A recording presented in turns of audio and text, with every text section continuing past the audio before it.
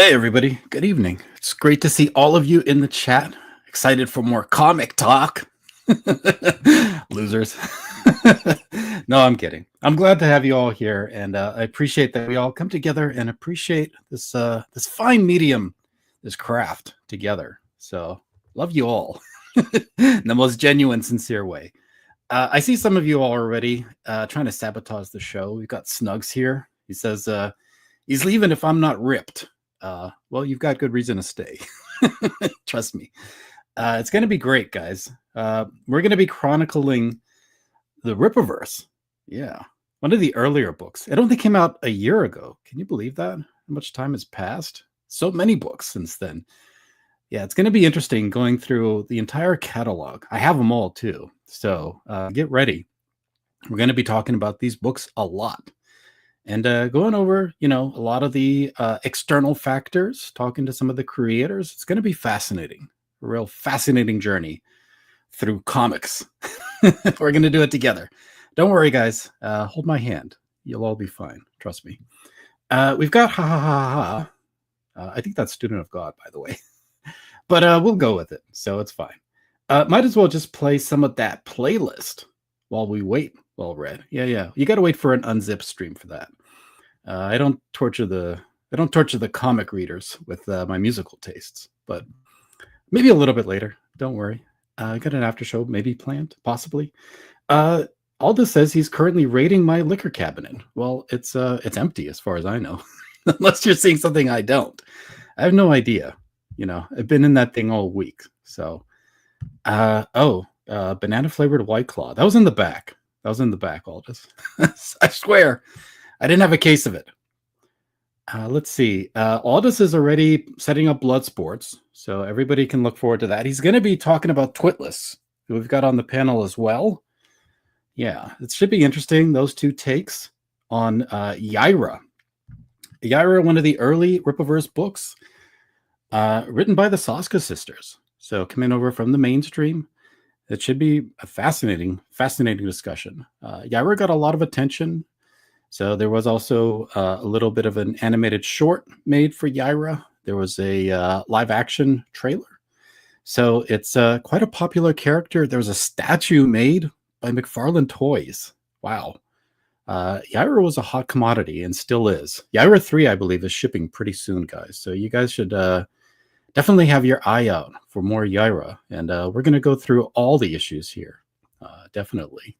Starting with this one, issue 1. Don't drink Well Red's banana flavored lube. What is going on in this degenerate chat? Guys, we're talking about comic books. Behave. So save that stuff for the late show. This is intimate. Yeah, that's how I like to keep it. I like to keep it cozy and close. Thanks, Berth, for joining us. Good to see you. We got Plant Vortex. He says hello. Hello back, my friend. Thank you again. I hope it won't scare you away. Don't worry. We're all on our best behavior.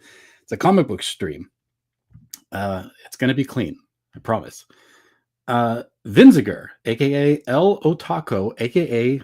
The Weeb Pillar, says, Sup, amigos. I just subscribed for the Yaira stream. So new subscriber here. Hey, that's awesome. Thanks, buddy. Good to see you. Hope to see you around a lot more. We do these weekly. Kirk Fashy says, Hold My Hand, Hootie and the Blowfish. Great song. I don't know. I'll put it in the queue. Kirk Fashy. Might have to get back to you on that request. All right. So here we go, guys. Let's get ready for a little bit of comic talk. I hope you're all prepped.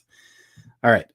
Let's see who we've got today. Our panel. The first one is quite succulent. I'm going to bring him on while he's still juicy. Oh, we do these weekly. Nice pun. Thanks a lot, Perth. Appreciate that. All right, we got a succulent duck here. I'm AI. I'm not here. You're not here. You're an AI. You use succulent on me. Emphasis on the suck. All right. Let's bring on somebody who doesn't suck. Here's Aldous. Well read. Thank you for offering me the opportunity to once again grace the airwaves of the show. I'm not sure if you needed insight or just someone to fill the dead air between Twitless's overbaked erudite rants. But either way, I'm here and I promise to disappoint in style tonight. I remain, as always, like the discount bin, full of things that nobody asked for, but sometimes worthy of paying attention to. That's quite the prepared statement you had there, Aldous. Thank you. Thank you. Yeah, dead air is YouTube death. So no dead air. But unfortunately, we do have Twitless here. So Thanks for that. I don't know which is worse, the cannibalism setup or dead air. Yeah. Was he talking? I couldn't tell. Mm-hmm. All right, guys. You guys excited to get into this early Rippaverse material? Yaira, what do you guys think?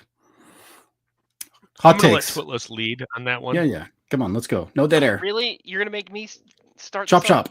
Oh gosh. So Yaira is a comic book. It is. And I read it. Okay, I guess I can expand on that a little bit.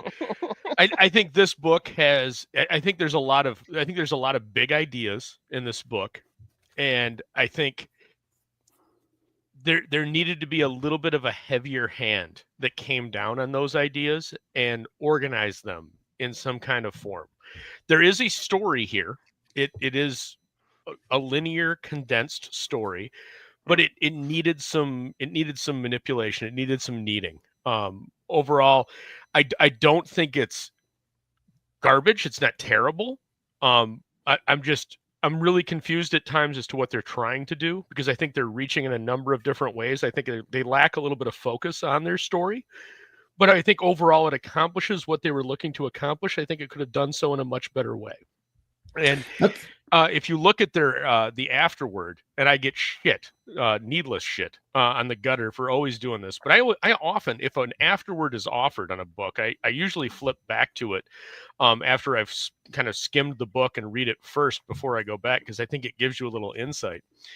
And what I get from the afterword, especially is, and if I may quote from it, Yaira is also a testament to her people, a symbol, if you will, something that lights a fire into the hearts of the beaten and downtrodden by her mere existence and defiance. People like Yaira are the kind that tear down empires, and no empire wants that. Yaira is a rebel and a relicant. She is one who will not be subjugated, though her presence on Earth is shrouded in mystery. Yaira is the master of her own destiny. And I think that essence is captured within the context of the story, but they make you search for it. And I think that's a good lead-in.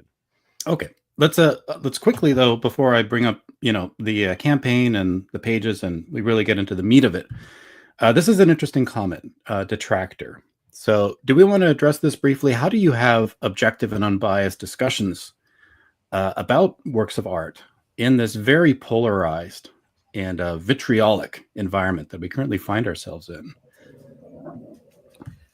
Lasmat, why don't you take that? Okay, so are you asking, like, how does one be objective? How do you not get painted? Well, I guess first thing you gotta realize is, if you're comfortable with your opinion and you're comfortable like resting in it, then you're not worried about what other people have to say. And also, there are people like that will respect you if you stick to an opinion, as long as they know it's coming from a place of investment. Like if you say like a book is not good, for example, but if they feel like when you're reviewing it that you invested yourself in it, then it's like, okay, well, I mean, he gave it a shot, and obviously he might have liked it, but he's making some points that I guess I can see where they're coming from. So they just need to see that there's an investment that you put into it when you review a book, and then you go from there.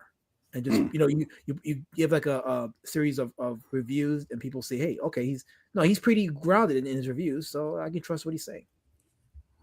Is that what we're doing here? No. We're going to be grounded and earnest in our review. No. If I could tag off that, overall, I am still interested in the Rippaverse, and I just find I love superheroes, and I love finding new superhero universes. I remember being in a comic book store and finding a Justice Machine. And it was just like, here's a whole superhero thing. There's so much content out there from the golden age up to the current era. You'll never really run out of new corners to look under and find a completely new superhero world. I loved learning about how the Valiant universe worked and how Jam Shooter's attempts to spin things.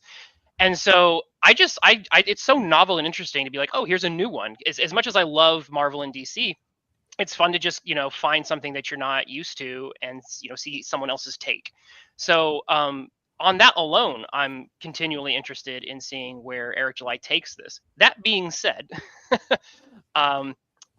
without going too far into all of my thoughts on this book, there are some inexcusable problems that drag this one down.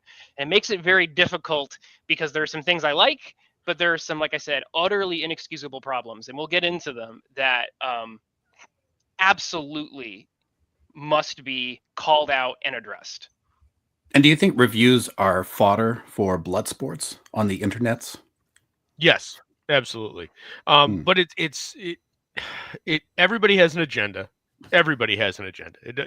Your agenda may be just to promote yourself. Your agenda may be to just celebrate comic books. Your agenda may be a Comicsgate agenda. Your agenda may be a Rippaverse agenda. It is left up to the listener to determine what each of our agendas are, because if you listen to us, I mean, I'm honest. I know Al Asmat's honest, and I can guarantee you that Twitless is so daft that he is guaranteed to be honest.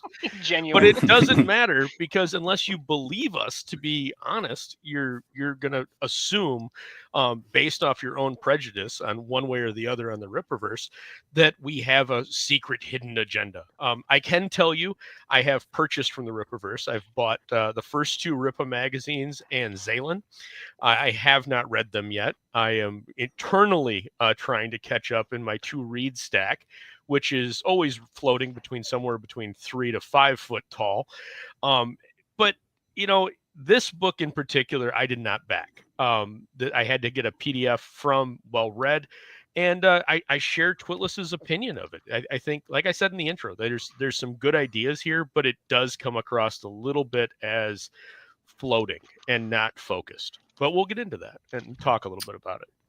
All right. If I may, too, somebody asked the question if anybody on this is employed by. Yeah, Perth Comics asks, are any of you employed in the Rippaverse Street Team? No. As far as to my knowledge, none of us are. At least on the books. Yeah. Well, I'm the most honest here because I didn't read the book. So nobody can disparage anything I have to say, ever. Especially because I have a gay agenda, and I intend to uphold it. So with that, everybody... Nobody throw a green dildo on the court, please. I'll pick it up. I swear. We got Yaira 1, which is a very early Rippa comic. I believe it might have been the 3rd, right? When was the order? It was Isom, and then they had Alpha Core, Goodyeing. It was one of the very early Rippaverse releases. So it was still doing incredible numbers. 4 covers, thousands of copies sold for each. It had a sales goal pre-order of 300,000, and it ended up doing 1.5 million with 11,000 total purchasers. So that's unique buyers. That's unique individual users making a purchase. That's impressive numbers. I mean, do any of you disagree with that? The number that I think is really important to pay attention to isn't just the sales figure; it's the audience, right? Yes, and having an audience number that's in the over 10,000 there is that's solid. I mean, it's better than solid. In the indie sphere, I think it's really good. I have some, like I said, unfortunately, I think that this book isn't going to help the Rippaverse build what it needs to. But this campaign, it was part of something. I almost feel like it was more important than Isom in a lot of ways, because we had that that animated thing they did for it, and then the live action trailer that they did. They live cast someone as Yaira. They did one of the scenes from this book, one of which is actually an important moment that connects with several other kind of kicks off several other Rippaverse titles. Right? It's the scene of Isom hitting the car, right? And so we get to see that through multiple lenses, and that's also played in that trailer. But then some other scenes that play out in this book as well. So this is this is a multimedia event in addition to being a successful crowdfund. Absolutely. I think that's been Eric July's plan throughout the incarnation of the Rippaverse. Is he intends to make this a multimedia entity, and not just for comic books, but for film. I mean, maybe for music as well, because there was some music being released at one point. I don't know about games. They haven't quite ventured into that area yet. And there is a lot of animation being released as well. I've seen Horseman cartoons and Yaira as well in Iceland. So I think there's a lot to still look forward to in the future. Toys, of course. How can one forget? Statues and toys, yeah. Yeah. And a lot of collaborations with McFarlane. So there does seem to be quite the path forward here being laid out. But today we're talking about Yaira. So short story, Yaira 1 is set in the Rippaverse, written by the superstar twins of horror, Jen and Sylvia Soska, powerfully penciled by Deborah Carita, with letters by the one and only Eric Weathers. This is when Eric Weathers was working for the Rippaverse. He did the letters. It's a 90-page graphic novel, which is quite significant. You're definitely getting your money's worth when you get a book of that thickness. That is one criticism that they've received, is that the books can be a little bit expensive up front, but you do seem to get your money's worth. So I think it's fair. Well, I think you want to let's stop right there and just talk about that, because just because you're getting 90 pages, that is not a guarantee of quality. Right. It's a guarantee of page count. But like, I think this story, I'm sure Twitless probably agrees with me on this. I think you could cut 20 pages easy out of this story and get the same message across, and it would still be encapsulating what the book gets across. There's a lot of filler in this. Whom or what is Yaira?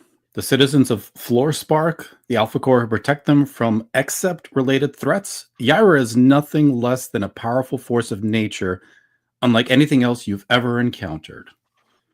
All right. I won't get too much into the setup, so Twitless... Yeah, I wrote my own. Yeah, come on. Yeah. I know you're ready for it. Give us a summary. Go for it. All right. In a world where superpowered beings known as Excepts roam the city of Florspark, Texas, one godlike woman flies above the rest, wielding the element of ice. Yaira kicks butt when she's not working her day job as a leading archaeologist and biologist at the Center of Technology Projexus. But when a new Except named Stefiana emerges with the same power set, Yaira's past will come back to haunt her. Can she survive an onslaught of aliens, sorcerers, and family ties? Find out in Yaira number 1. All right. So she's fighting somebody who has equivalent powers to her own, and she's being forced to confront her past in the process. I mean, that's a very good setup for a confrontation within a story. What is the issue exactly that you guys are seeing here that you don't think that your story is delivering exactly as promised?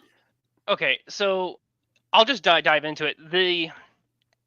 I think this is an interesting comic to talk about, because it actually forces me, I think it's going to force us to actually pick apart very specifically the aspects of the craft that are interesting in this story, in this product, and the things that are really not working. The general thrust of the story, and this I agree with all this, the general thrust of the story is, I think, a solid one.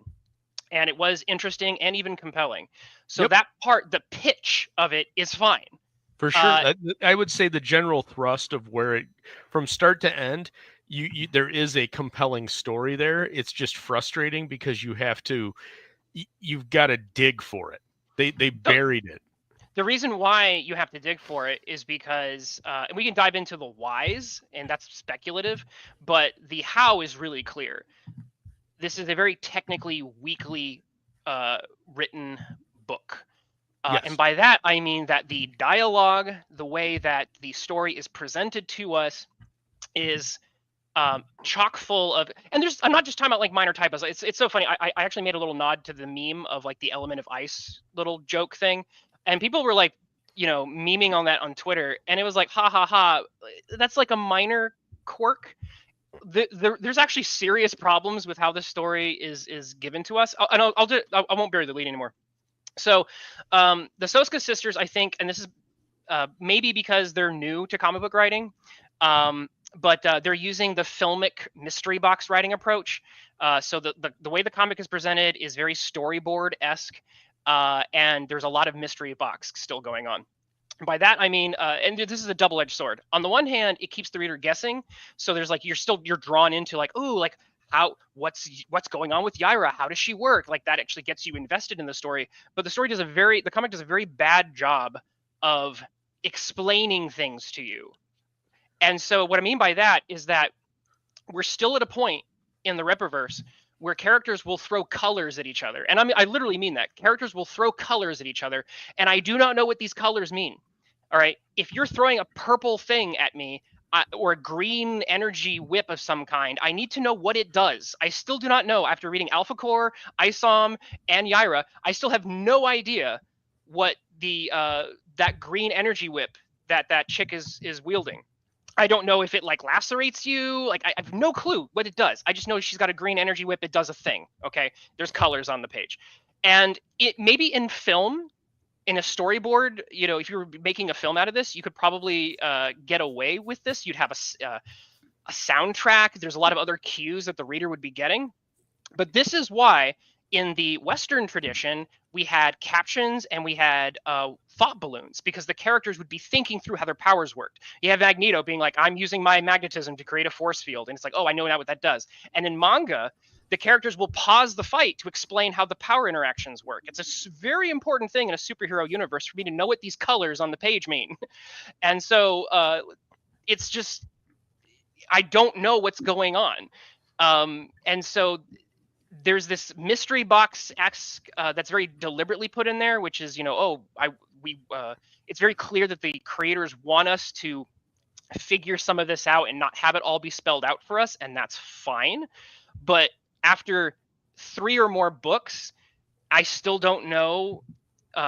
I think it was this book where they finally established Yaira has ice powers specifically, and that was nice. It was nice that it was established she did ice things, but there's still a lot of these characters I still have very little clue about what they are and what they do. There's a sorcerer guy who's like an insect thing. He looks very interesting, but he's also like an evil wizard, and I have no clue about what his magic is, what it does. He's just a bug. So there's a lot of technical problems on that sense. You can also see the weaknesses in the writing with the dialogue overly relying on cliches, especially in the fight scenes. The villains just recycle their lines like NPCs in a video game. So that's another villain thing. I will agree with you on that. We are on full agreement there. The villains heavily rely on the recycled trope. It gets a little old. Yeah, it gets a little old. After about the second time, you will pay for your crimes. It was like you have violated. It was like playing Oblivion. You have violated the law. Yeah, I actually agree. They're actually the weakest part of the story, and I think to attest to Twilight's point, like it would have been a good idea at least to get their full motives during the first act of the book, so we know what they're doing, and now we can follow it along. But like we're left guessing throughout most of it. So like they're not the most intriguing characters. There are other characters and other plot lines in the book that are more intriguing. This should have been probably like the most dramatic, but it turned out not so much because visually they're just all over the place, and you're just like left guess. They're just doing, but you don't really get the full brunt of what it is they're coming at Yaira for until later on. That's what I'm saying. That's the mystery box thing. So some of it is clearly we're supposed to be peeling back these layers, but in comics especially, we only have fragments of visual and then verbal pieces that we're supposed to assemble a story out of. You have to give us more.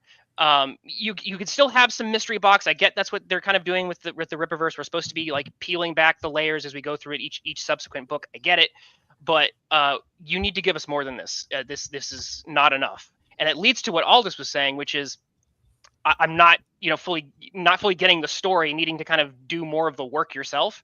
One of the weaknesses with mystery box storytelling is the fact that it makes the reader do more of the work. And there's a point where that's not okay. You're the storyteller. You're supposed to do the storytelling, not make me theory craft the whole thing.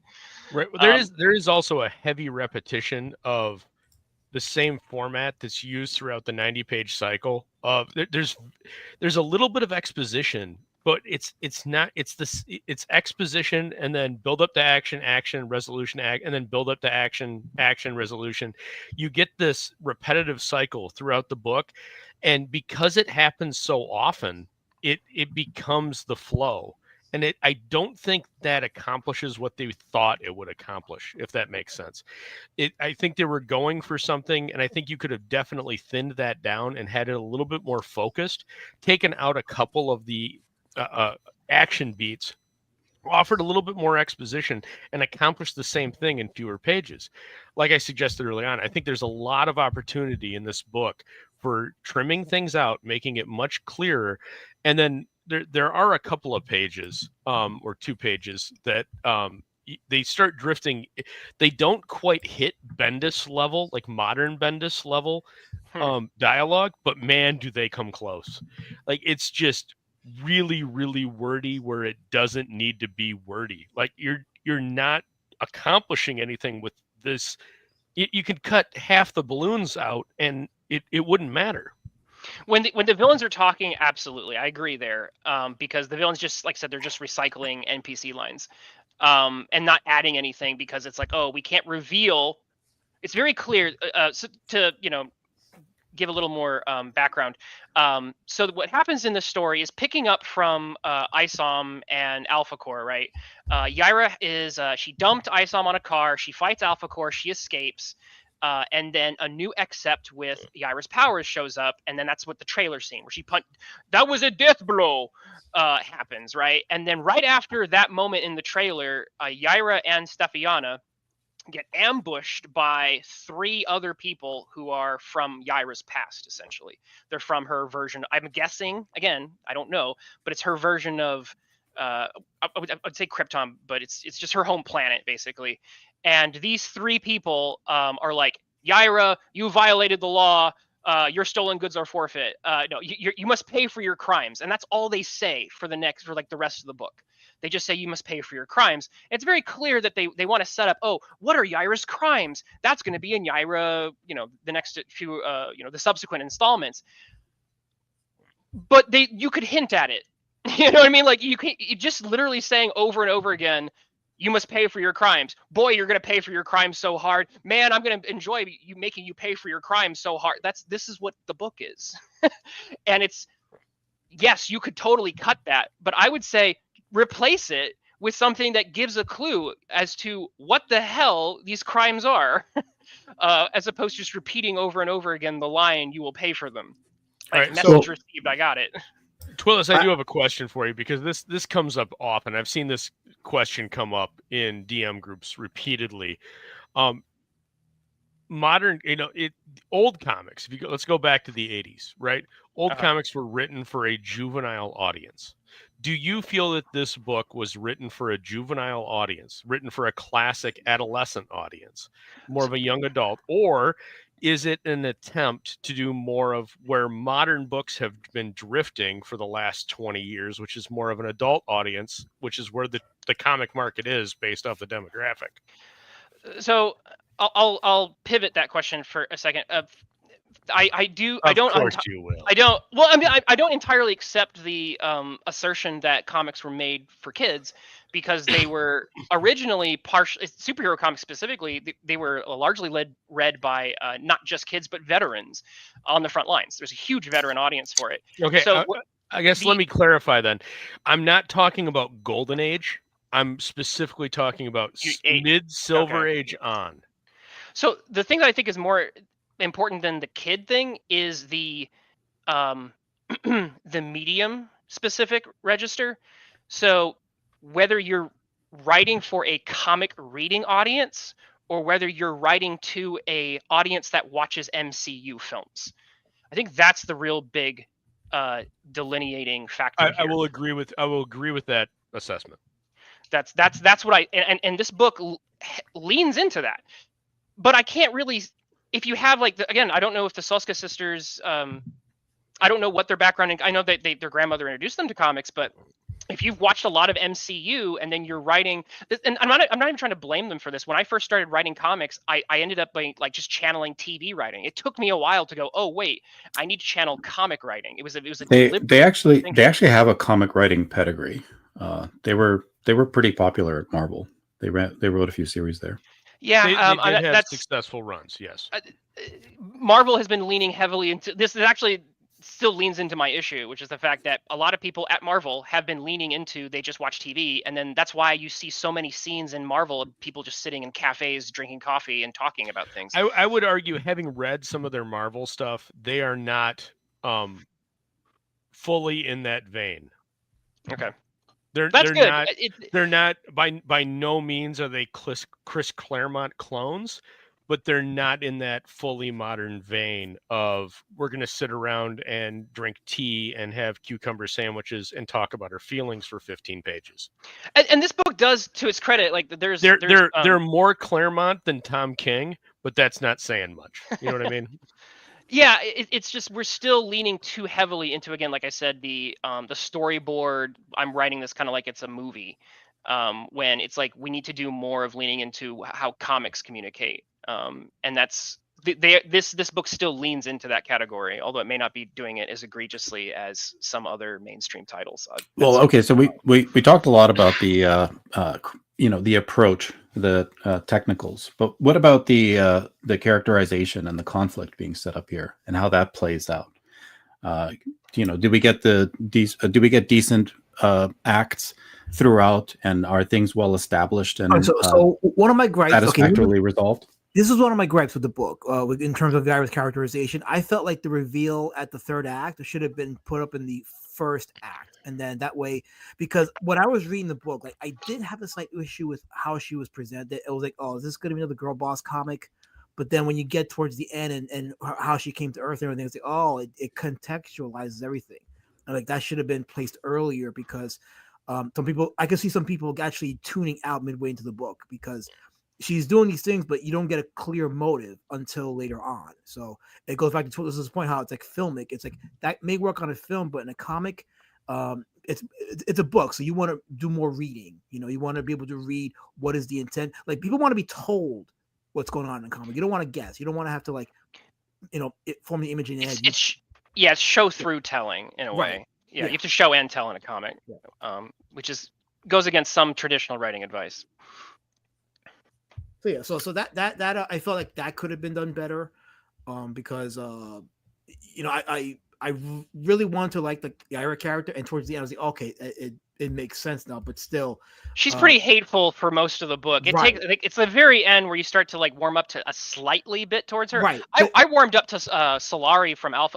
I love Solari. Because this book is like a nice little sequel to Alpha Core, and Solari really does like come through quite a bit in this book, and you get to see more of his character and a little his own journey and his own motivations, and it was like when you see all these like modern books and movies that denigrate masculinity and the fatherhood, this book actually does a really good job of really celebrating that especially towards the end with the Stefania character.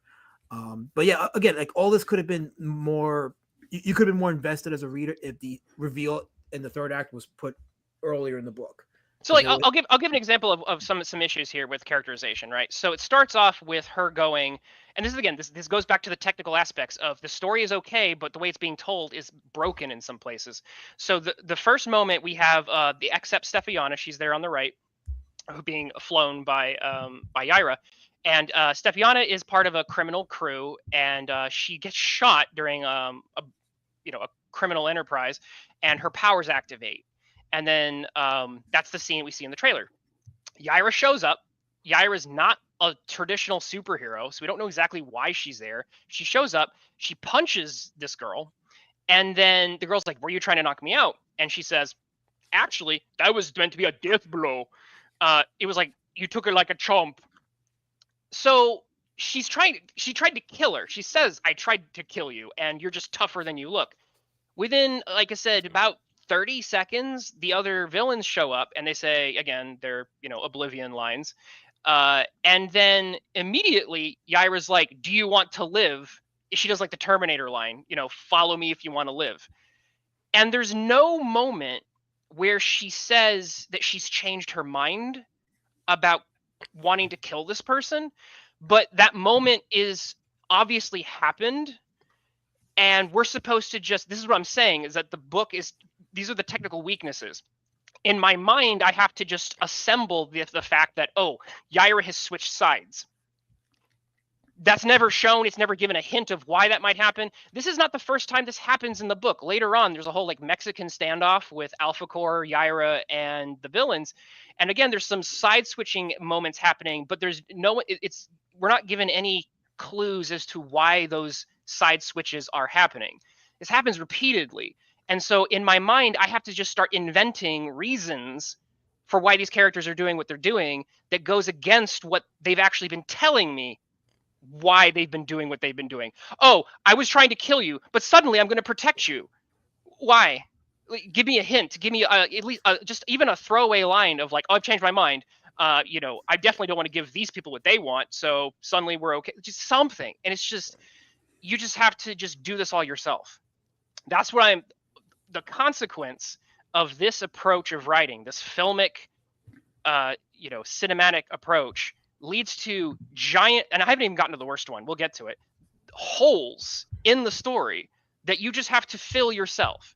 And it's fine that these things happen, but how we're getting there has a lot of problems. You need to do better. You have to show me why Yaira goes from trying to kill this woman with a punch to suddenly protecting her within the span of a minute.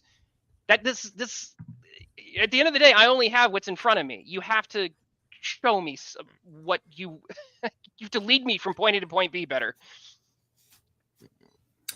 What's your take, Aldous? Do you agree with everything being said so far? I make it a point in my life to never fully agree with Twitless. I've always found that that's a good policy. Yes. But generally he is right. I mean, just looking at my notes, if you scroll up to page 8 of your PDF, that is where the reference point of what Twitless is talking about happens, where he says, no, it was meant to be a death blow, but they survived. Interesting art choice, number one, of I think everybody, by the time this book came out, which I think was a year and a half, 2 years ago, everybody agrees that the half-shaved head is a marker for mental illness. It's the Gary Larson, the porcupine, you know, these how nature says do not touch. So you immediately are whether it's conscious or not, that's in the zeitgeist, and you're drawing it forward. So this person is someone that is not stable, and the hero, quote unquote hero of this book, has chosen to kill them, which I agree with it because of A, haircut, and B, action. So you know that they're an unstable individual. I'm all about that. I'm with it, but then I don't get that we go from that to, oh, you survived, but I'm not concerned about why. And then later we start trying to find out why. It's a little. This is where it needs some editing. Like there should be a little bit more of a shock. Like, how are you not dead? Last man. I mean, I pretty much agree. The thing is this, like, I agree with a lot of what they're saying because, you know, as I was reading it, like, I have to play the guessing game, especially like that transition from, as Twitless was saying, like how Yaira initially wanted to kill Stefania, but then now she wanted to protect her. And then like a minute. I thought there needs to be more like communication between them to establish some kind of a relationship, some kind of conflict that Yaira has to address, overcome, so we could learn more about Yaira herself and her motivations. So that I felt like that could have, because the things that were good about the story, there could have been more to bring about. You know, there could have been more investment into those good things in the story, and that was one of the things that I really felt like was. There was an attempt there, and I saw it, and I was invested in that. But there was just missing information that helped us really understand Yaira's motivation to stick to Stefania. Other than the fact that she was very good to Stefania's grandmother, but I think we needed more than that. There's some spoilers for. I think there's some spoilers why she ends up like wanting to protect her, but all I needed. fixing some of these problems is actually really easy in many cases. Yeah. All you need is a throwaway line where she says, because when the big bad guys show up, they want Yaira, but then they see Stefania and they want to kill her too. And so all Yaira really needed to say, while staying very much in her sort of cold Ice Queen character, all she really needs to say at that point is just a line or quip of just, oh, well, if they want you dead, I want to, stick a finger in their eye. So I'll protect you now because it spites them. That's all I needed, and then I could accept the rest of it. The heel turn there is fine. It's the fact that we're given no indication that heel turn is happening. Again, it's just kind of assumed that as the reader, you're just going to kind of pick up on it because you've watched, the MCU before, I guess, or read a bunch of comics. We're just supposed to just fill in all this ourselves. Right. We haven't talked much about the art, but if you could go to page 8 of the PDF. Sure. Oh, it is page 8. Okay. I'm sorry. It's the start of page at the bottom of page 8. Bottom. All right. Yeah, you've got 2 pages there on page 8. Right there. So if you look at the right side of the screen, you've got 2 inset panels over the top of where you've got the reveal of the villain pointing. Excellent art, by the way, on the villain. Fantastic. Flowing robes. Nice character moment of everything's flowing. I want you to turn your attention to the upper 2 inset panels that make it look like Yaira has 3 breasts. So we're roading 2 heads. Total Recall. And it just looks like she's that Siamese twin set that, one twin's married and the other's not. Like, that is such bad layout selection. Why? There's no barrier there. Like, that's an opportunity. If you want to do that, and I kind of get why you might want to for eye guide or whatever, but put a barrier between the two, because the way it looks right now is it's a Siamese twin with 2 heads and 3 tits. Now that I see that, it's kind of hard to unsee. Thanks. I needed that image. Thank you. No problem. Happy to help. Any other issues with the art throughout the book, or did you feel like it was fairly I stopped taking notes, I think, on page 6. If you go back up to page 1, it starts. And it's little things. And this is why I think this needed a heavier hand on the editing side. If you go to page 1, you've got a nice reveal of your character on the right side of the page. I liked that. I don't understand why we need the 3 inset panels. We've got 3 inset panels on the left that aren't needed. They don't add anything to it other than to suggest there's a crowd, but we already suggest there's a crowd by the background on the second panel with the Yaira reveal. So there's no need for those insets. I would much rather see a more dynamic action moment to open it, and then you get the result, right? It's just, and it's little things like that spread throughout the book.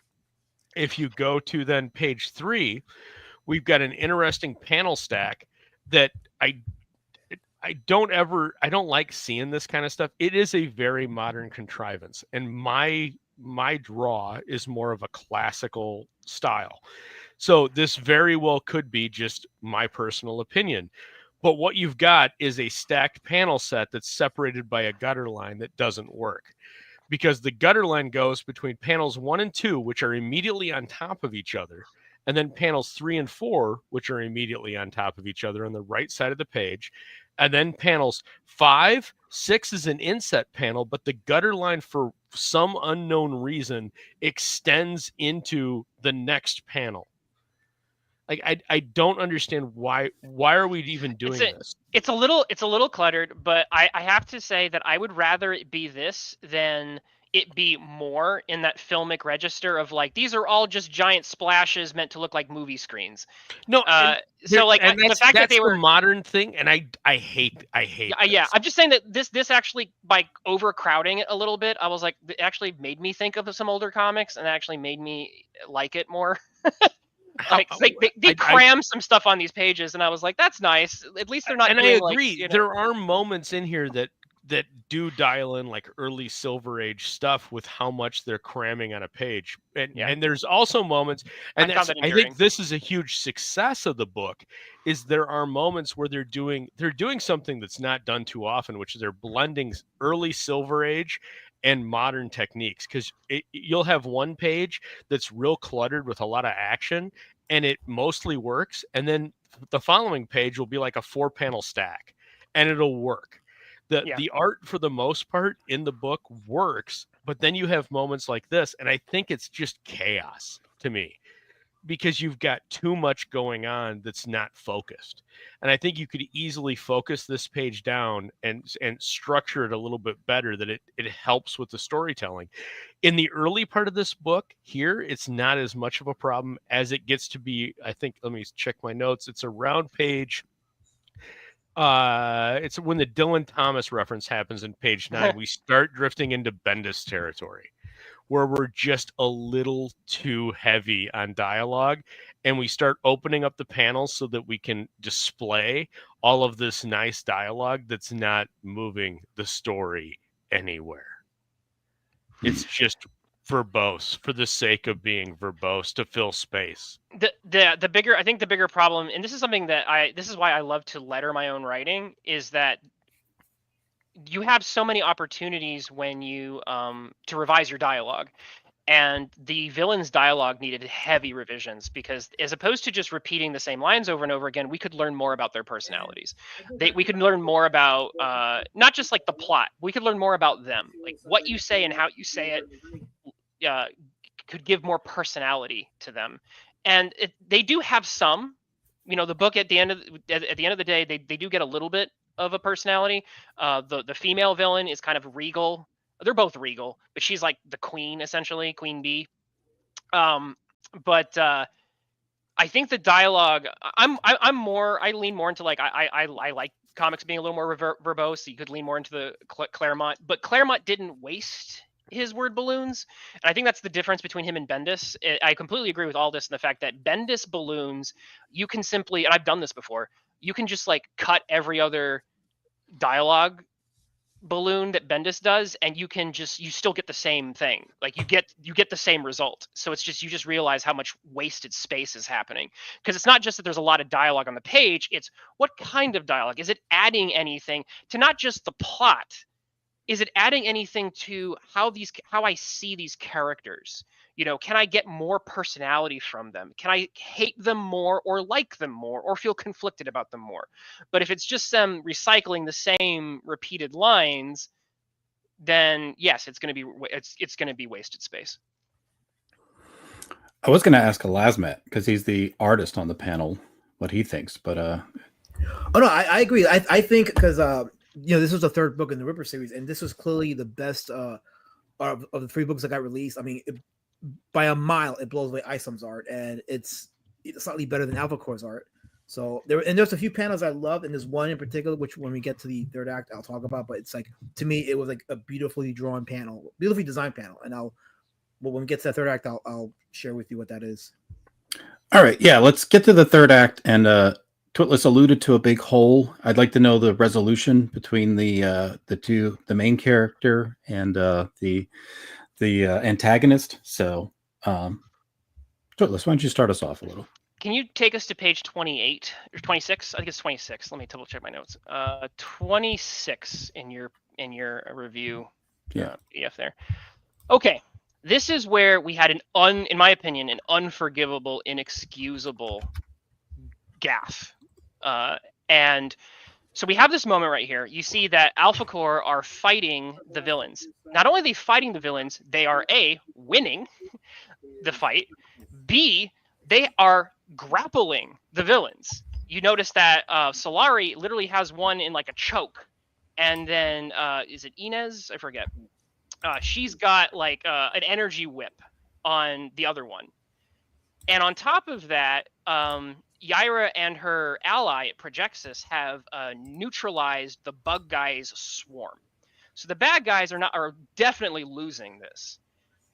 So immediately, we just like skip this. Like we just skip to Yaira, and she's in another scene, And then if you scroll down a little bit, you'll see that there is no resolution at all of that fight. And then within, if you want to skip to page 28, you suddenly see Yaira just talking to Solari about, I have to go fight the villains again. And as there's not a single reference to how that fight happened, how the villains escaped, nothing. So that we just simply get to, oh, it's time for the third act fight. And so Yaira ends up fighting, she goes to Iceland and she fights the villains in Iceland and she wins. But this is, like I said, this is not just a minor point. Like this is a hole you could drive a semi truck through. And I had to do a double take. It was just such a enormous gap that I had to fill. And this is the opposite of communicating a story. You just dropped it. There's not a single line of dialogue I can find that says, oh, they escaped, which would fix the problem. It's just simply, oh, well, you're supposed to assume all this and construct it all in your head. You're making me do the work of storytelling for you. Your job as a storyteller is to tell me the bloody story. And everything else that we've picked apart here, I think is, I wouldn't call it nitpicks, but they're relatively, they're us critiquing. This is a problem. This is a do not pass go kind of a problem. You just dropped story threads and didn't do anything with them. And I was invested in it. I was enjoying watching the fight. So why did you just drop that? I'm still flabbergasted by it. Was there a resolution though between the two characters, Yaira and the villain? Yes, like I said, she wins. She soundly beats them. And there's another hole in there too, because she beats one of the villains with a sword that just pops out of nowhere. Again, the panel can correct me if I'm wrong, but it's like, oh, there was a sword in my past I gave to my lover, and then suddenly that sword happens to be on the mountainside she's on, with no indication that it was there after like 1,000 years. And that sword also magically is the thing that can magically defeat the villain with no setup for why that is. Again, it's fine to have a magic sword defeat the evil bug guy. That's fine. But you have to walk me through the paces a little bit. You have to tell me why this sword, because the bug guy says, magic can't work on me, and I didn't know Yaira's powers were magic. Again, this goes back to, I still don't know exactly what her powers are. And Yaira's like, I know that, sorcery can't work on you, evil bug guy. And then she just pulls the sword and kills him. And the sword was glowing in her flashback, so I thought the sword was magic. Again, you have to tell me something about what these things are in your fictional world so that I can get invested in them. I want to be invested in them. I still want to be invested in them, but I am being prevented from being invested to the degree I want to be. I think it's a problem with a lot of comics in the modern era. Is like you said, you don't have a panel where it's like, I'm going to defeat you with so-and-so power. It's like, it's okay to go back and redo like the old Hanna-Barbera cartoons where like you have the character saying, I'm going to destroy you with my so-and-so laser machine. And then my optic blasts. Yeah. Right. If only I had the sword of my ancestors that could defeat you. If that could have been stated in an earlier fight or the second fight, and then we get the reveal that it's there. The other thing is, Jay, if you'd skip to page 33 of the PDF. So once she has the sword, if you look on the right side of the page, we then sling the sword through our back, but there's no indication of what the sword is slung through. It's just mystically glowing blue and floating behind her back on panels 2, 3, 4, and 5. It's just there. There's no sheath. There's no holding. It's just floating over her back. And it to me, it's little things like that as an editor that anger me. She's using ice. At this point, there's so many bigger problems. I'm like, I'm okay filling I'm just saying, the sword appears out of nowhere, and then it mystically just clings to her. And why? Why? I get no explanation it's a magic sword. For why. I don't know. I know it's a magic sword, but give me an explanation, because this is the shit that my brain bugs out on. And again, I get it. I didn't have a problem with. I have no problem. The book tells a complete story. It just takes. Again, I think you could cut 20 pages out of this book, and it tells the same story. It just takes a while of getting there. It kind of has a lot of the same problems that Godlike has. When we go back to a review of Godlike, we're trying to tell a story, but so much shit is getting in the way of telling that story that we're not there. Can you give me a perspective on the character arc of Yaira, since you did say that she did seem to have a redeeming perspective towards Can we do spoilers? Is that okay? Yeah. Go ahead. So the main thrust here, this is something for the chunk of the book, she was just villainous and nasty, and I didn't like her. But it's revealed that the reason why Stefania has her powers is that Yaira is kind of an immortal, essentially, and she married a Viking like 1,000 years ago, and she has a bloodline, essentially, and because she outlived her first husband, she kind of just couldn't deal with the emotional pain, and so she just turns her back and kind of isolates herself. But when she sees this except Stefania have her same powers, it's like, oh, this must be a descendant of mine.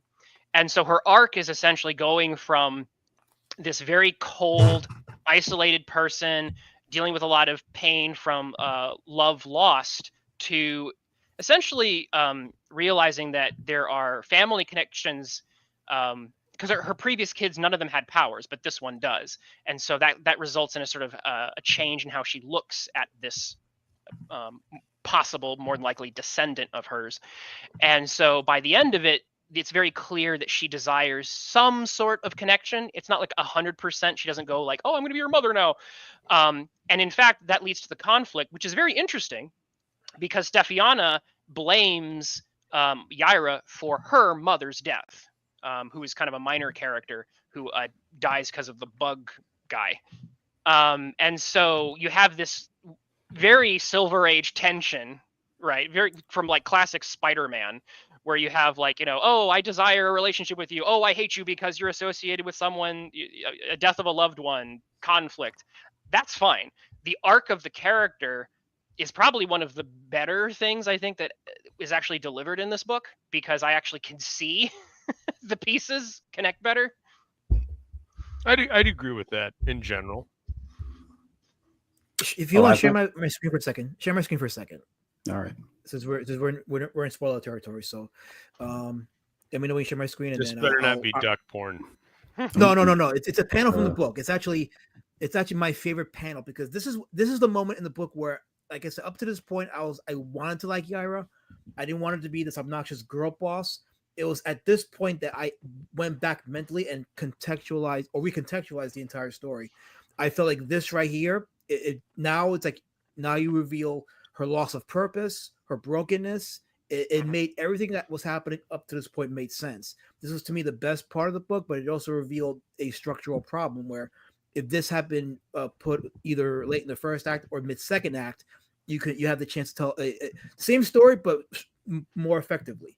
Let me ask you this, Matt. So do you think if we would have had a preface, right? Like just an intro segment with this portion of it, and then like 4 pages, boom, here's Yaira, and then we start off, do you think it would have hit harder? I think probably, and it would have made more sense with her interactions with Solari, for example, and also that's an interesting point that I hadn't considered. Yeah. I like the idea. I think it would have given you a little bit more gravitas to the character. Right. That then when you get the reveal, and I just asked this in a DM group that I know there's a couple of Rippaverse fans in, and they said that there's no book. I assumed that like there's a book that leads directly into this. Like based off of how this started, I assumed this takes off right where another book ended. But apparently that's not the case. Well, actually, no. I thought to me it seemed like a loose sequel to Alpha Core, because by this point you already know who the team members in Alpha Core are, and we're now leaning more towards Solari. He's pretty much the secondary character in the book. Solari is. I'd agree with that, but right. I don't know. I've never read Alpha Core, but all I know is I asked people that are big Rippaverse fans, and they said no. It's not based. It doesn't start off where another book ends. So I'm basing it what I know off of that. But I think if you would have had that preface, if you would have gone into this first and given a little bit of background and then immediately jump to modern times and you get where the book opens, I think the whole story would hit different. Yes. Now, I still say that you need to cut pages, but I think if you do that, I think you need to cut less pages, because then I think some of the weight that they're trying to build, emotional drama and association and relationships, I think then it carries a little bit more, because you get these 3 to 4 pages of background for a character that otherwise is just a cold open on. Yeah, and I 100% agree with that. And I feel like if it did that, it would allow me the patience to really see what was going on with Yaira and her actions, because at least I know where it's coming from. And then at that point, my investment is towards does she come to grips with that, and does she go through an arc where now she fully realizes what her purpose is, and how she is able to perhaps find again what she was afraid to have, which is love, because knowing that the love in this world is short, she pulls away from that because she doesn't want to lose it again. It's the whole Aragorn dilemma with Lord of the Rings with what's her name? I forgot her name. Arwen. Yeah, Arwen. I disagree with I disagree with the metaphor that you're drawing there, but I do think if you take this panel, actually, if you go to page 27, well read, you can get the full scene of this, and I think to El Asmat's point, it's the last narrative bubble of this page. It's 27. On the right, all the way down, right at the very bottom, the last one is until now. So you get I buried every child and every grandchild I left before the great-grandchildren started. I could not stand the pain of such loss. I watched from a distance, but I never was a part of their lives again. ... Until now. And then boom, you jump to the modern, go all the way back to page 1, then start the story. I think then you get more of an emotional weight for the character. Is it clunky? Yes, but we're working within the construct of what we have, right? And now you're telling a different story, which again, using the same pieces, which is her journey to find what she once had, and now she's no longer afraid. Now she wants to. Well, and it puts the entire third act into a different context when we're retreating back into her past to associate something that can defeat the villain. Now you have a thread that connects. It's no different in Conan the Barbarian. We are introduced to Conan as a child, right? And he's learning the riddle of steel. And then he finds out that that's why his parents were killed. And then he's extracting vengeance his entire life. And then at the very end, we hearken back to that. So, the riddle is in you. And oh my God, full circle, great story. Do the same thing here. What's happening though, and I this goes back to a point I brought up before, but so I won't belabor it. But because we're channeling, I think. No, please belabor it. I think because we're channeling filmic and TV writing, this is how Abrams scripts Lost.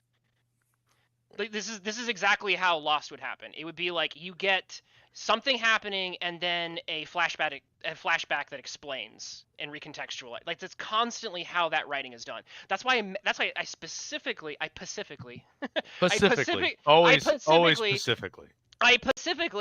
referenced a mystery box writing, because J.J. Abrams, like he's the one who like coined, he did like a whole TED talk on like, this is how you get people invested in your storytelling. You create a mystery box and then the readers fill it with what their theory crafting and what they think where the story is going, and it gets so much investment. And he's correct. It's just at the end of the day, as we've all seen, J.J. Abrams, when you open the box, more often than not, there's nothing of substance inside, and it leads to a lot of weaknesses. There is substance inside Yaira, but the mystery box writing is not doing it favors in several cases, and that's contributing at least to some of the problems in how the story is being conveyed to the reader. All right, so we got to wrap up there, guys, because we do have an interview still. It's already, a little bit delayed. So, okay, final thoughts. Fair, well read. This book is a hefty page count. I mean, we could easily go on for another 30, 40 minutes and talk about a number of pages in the art styles, but I understand what Sure. you're saying. Yeah, no, I agree. It is 90 pages. All right, Elasmat, final thoughts. Okay, I mean, I liked it. I think I liked it better than. I mean, I agree with a lot of their points, but I think I liked it better than they did. Well, not better, but more than they did. But yeah, it definitely could use some assistance in the structure. But overall, it was a complete story, and I walked away satisfied with it. Like it did give us an arc, and it left us enough information for the next story. Twitless, final thoughts. So this is an interesting one to discuss. We have a leading property. It's very clear that Yaira was meant to be like a lightning rod for the Rippaverse in particular. It's making waves in indie circles, already led to scenes adapted in multiple forms of media. It's very clear that this is meant to be a starting point for Rippaverse's version of the MCU. That's the end game for like every brand since like 2012 when the Avengers comes out, right? My fear is that in all the excitement to see Yaira in live action, the foundation for the property is not nearly as strong as it should be. The reason why the Avengers worked so well is that you had almost a century of comics that were very well loved and lots of mistakes made, but lots of really solid storytelling built. And so my fear is that, you know, we're getting so excited to see Yaira in live action and then not maybe paying as enough attention to storytelling, the fundamentals. And there is some I think there's a lack of there's something going on in either the editing or the master storytelling direction here, but there's some, like I said, there's holes you could drive a truck through that the reader has to fill in themselves. The good news is that most of the mistakes I think can be fixed with appropriate editorial attention and dialogue fixes. I'm available for some of that, by the way, hint hint. But this is also why, like I said, I letter my own writing, so you catch this stuff better. At the end of the day, I'm still interested in both the Rippaverse and Yaira. I love investing in new superhero universes and seeing how this all fits and connects.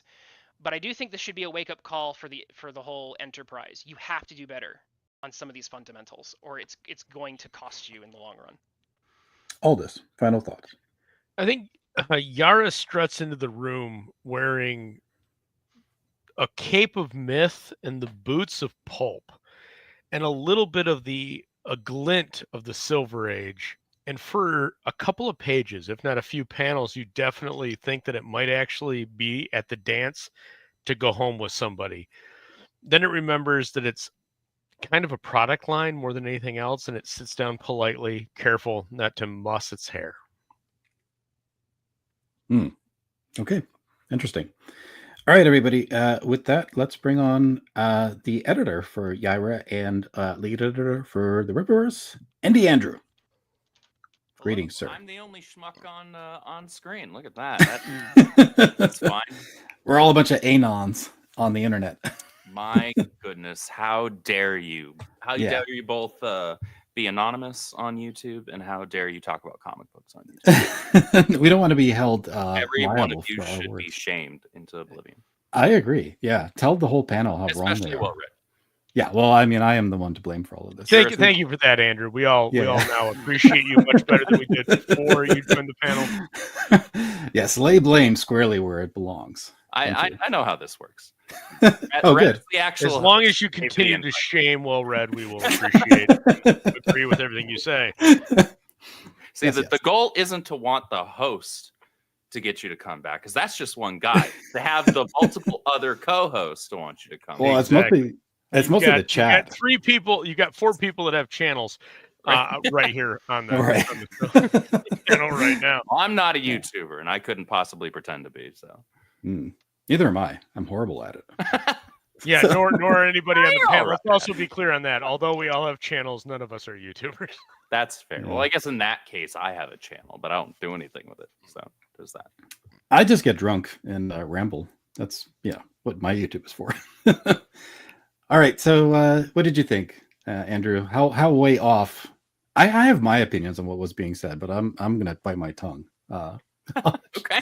I'll let you verbally lash these. No, there's no lashing here. I've actually been lurking the entire stream just to kind of get an idea of what you guys were actually thinking on the book, because it is actually important to listen to your readers. I do mean actual readers, people that pick up a book and go through the thing rather than just see that. Thank you, man. I appreciate that. Oh, now I'm not the only schmuck on screen. Look at that. I appreciate you. Gentleman and a scholar. Yeah, I don't know. It's bad company. He's muted. Let's roll back the praise of El Hazmat real quick. Hold on. Okay, I was gonna say this is actually the only Ripper book I bought because I actually was intrigued with the Yaira character. So I was like, let me get this cover because this is not to me the best out of the other covers that even if that was your only Rippaverse purchase, thank you for making it. I appreciate you. It's a great Mark Evans painted piece. He's a really, really talented painter. Like seeing his process is pretty cool. But yeah, like I was saying, I've been kind of lurking, listening to the whole thing. I think it's important to pay attention to what your readers are saying, because at the end of the day, it's your readers who are going to potentially be your, hopefully, repeat customers. And you have to, it was funny, you guys had that conversation early on about, where do you draw that line between, critique and detraction, things like that. And that, I think that really comes down to tone and intent. And intent when it comes to reviewing things is actually not that hard to gauge.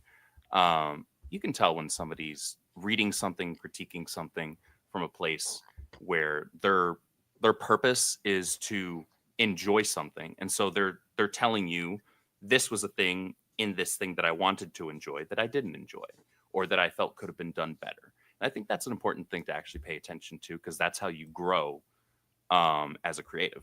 So I do appreciate you guys for taking the time to actually read through the thing. It is a 90-page book, so it takes a minute to get through.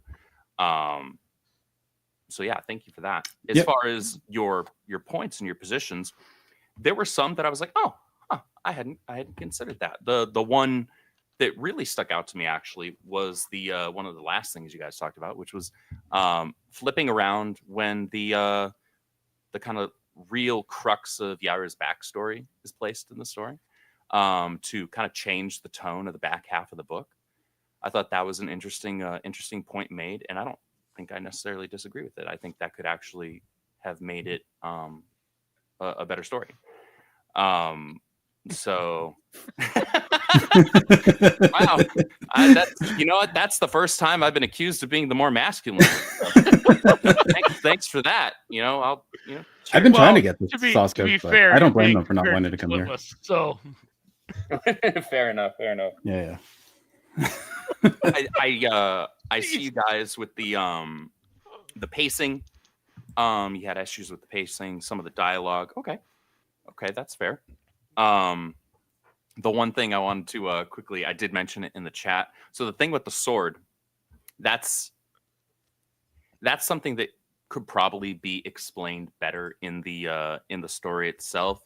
That's not because it's a magic sword. It's because of how Yaira's powers work. And it's actually not necessarily just because of the ice. It's because of how she's able to manipulate the atmosphere around her. So she's holding it there. But that's not something that's actually told to you. Yeah, we don't. Yeah, we don't know that. That's even worse. No, that's where I'm in agreement with you guys. So I'm like, so that's not context you would have had, and therefore that's something that's missing. And so now you're having to think, oh, well, maybe it's just there because it's a magic sword, right? Or maybe it's just there because, I don't know, maybe she froze it to her back or something like that, right? And so that's a legitimate, I think. Can I ask a sort of like behind the scenes question? What kind of a test reader scenario do you have for some of these books? So as far as test reading, like proofreading? No, like as in like handing it to a random normie kind of person and like saying, hey, read, kind of like test audiences for a film. Look, sure, yeah, like you're like your test screenings in a, right. In a yeah. Here's Twitless's question summary. You sold over 10,000 copies of this. You knew that you were going to sell, I would assume, over 5,000 copies of this before it launched, minimum. Like you had to know it was going to do that based off of the books that came before this. We suspected it would do well. I don't know necessarily if I would have guaranteed it's selling that many copies, but I get what you're saying. Based on the success of the prior releases there was reason enough to believe, yeah, it's probably going to sell at least X amount of copies. Right. And I'm not, I could give a shit about finances, right? My focus has always been in the indies. I care about how many books you sell, how many people are actually reading the book. I don't care about how much you made. You care about how much you make. I care about how many people are reading the book. In this case, you were assumed multiple thousands of backers just because of the order that the books came out. You sold ISM 1 did really well, ISM 2 did really well, Alpha Core did really well. I think this was the 4th or 5th book in that series. You were guaranteed to sell more than was our 4th release. Yeah. Okay, so yeah, you're almost guaranteed to sell more than 1,000 books or 2,000 books or 5,000 books, whatever your numbers are. What's your process? Did you have sample readers? Did you get your digital copy before you went to print and push it out to a market sampling? Did you push it out to previous customers and say like, hey, here's an opportunity for you, special 10% that are in this market that we randomly selected. Please read this digital copy and give us some feedback. Did you get anything like that? No, that wasn't something that was part of our process. I would recommend that you add something like that for some of these, because some of the issues that we're noticing, like the sword and some other things, and we're not saying you have to do exactly what Aldous is suggesting, but I think I'm literally not even having a comic book editor, having an outside reader who is more of a novice even, who goes, what's going on with that sword? And you go, oh, I know what's going on with that sword. Can your layman understand what's going on in your story? Exactly, because that fixes, you catch that so fast at that point, and then you add in the one little dialogue thing that fixes it.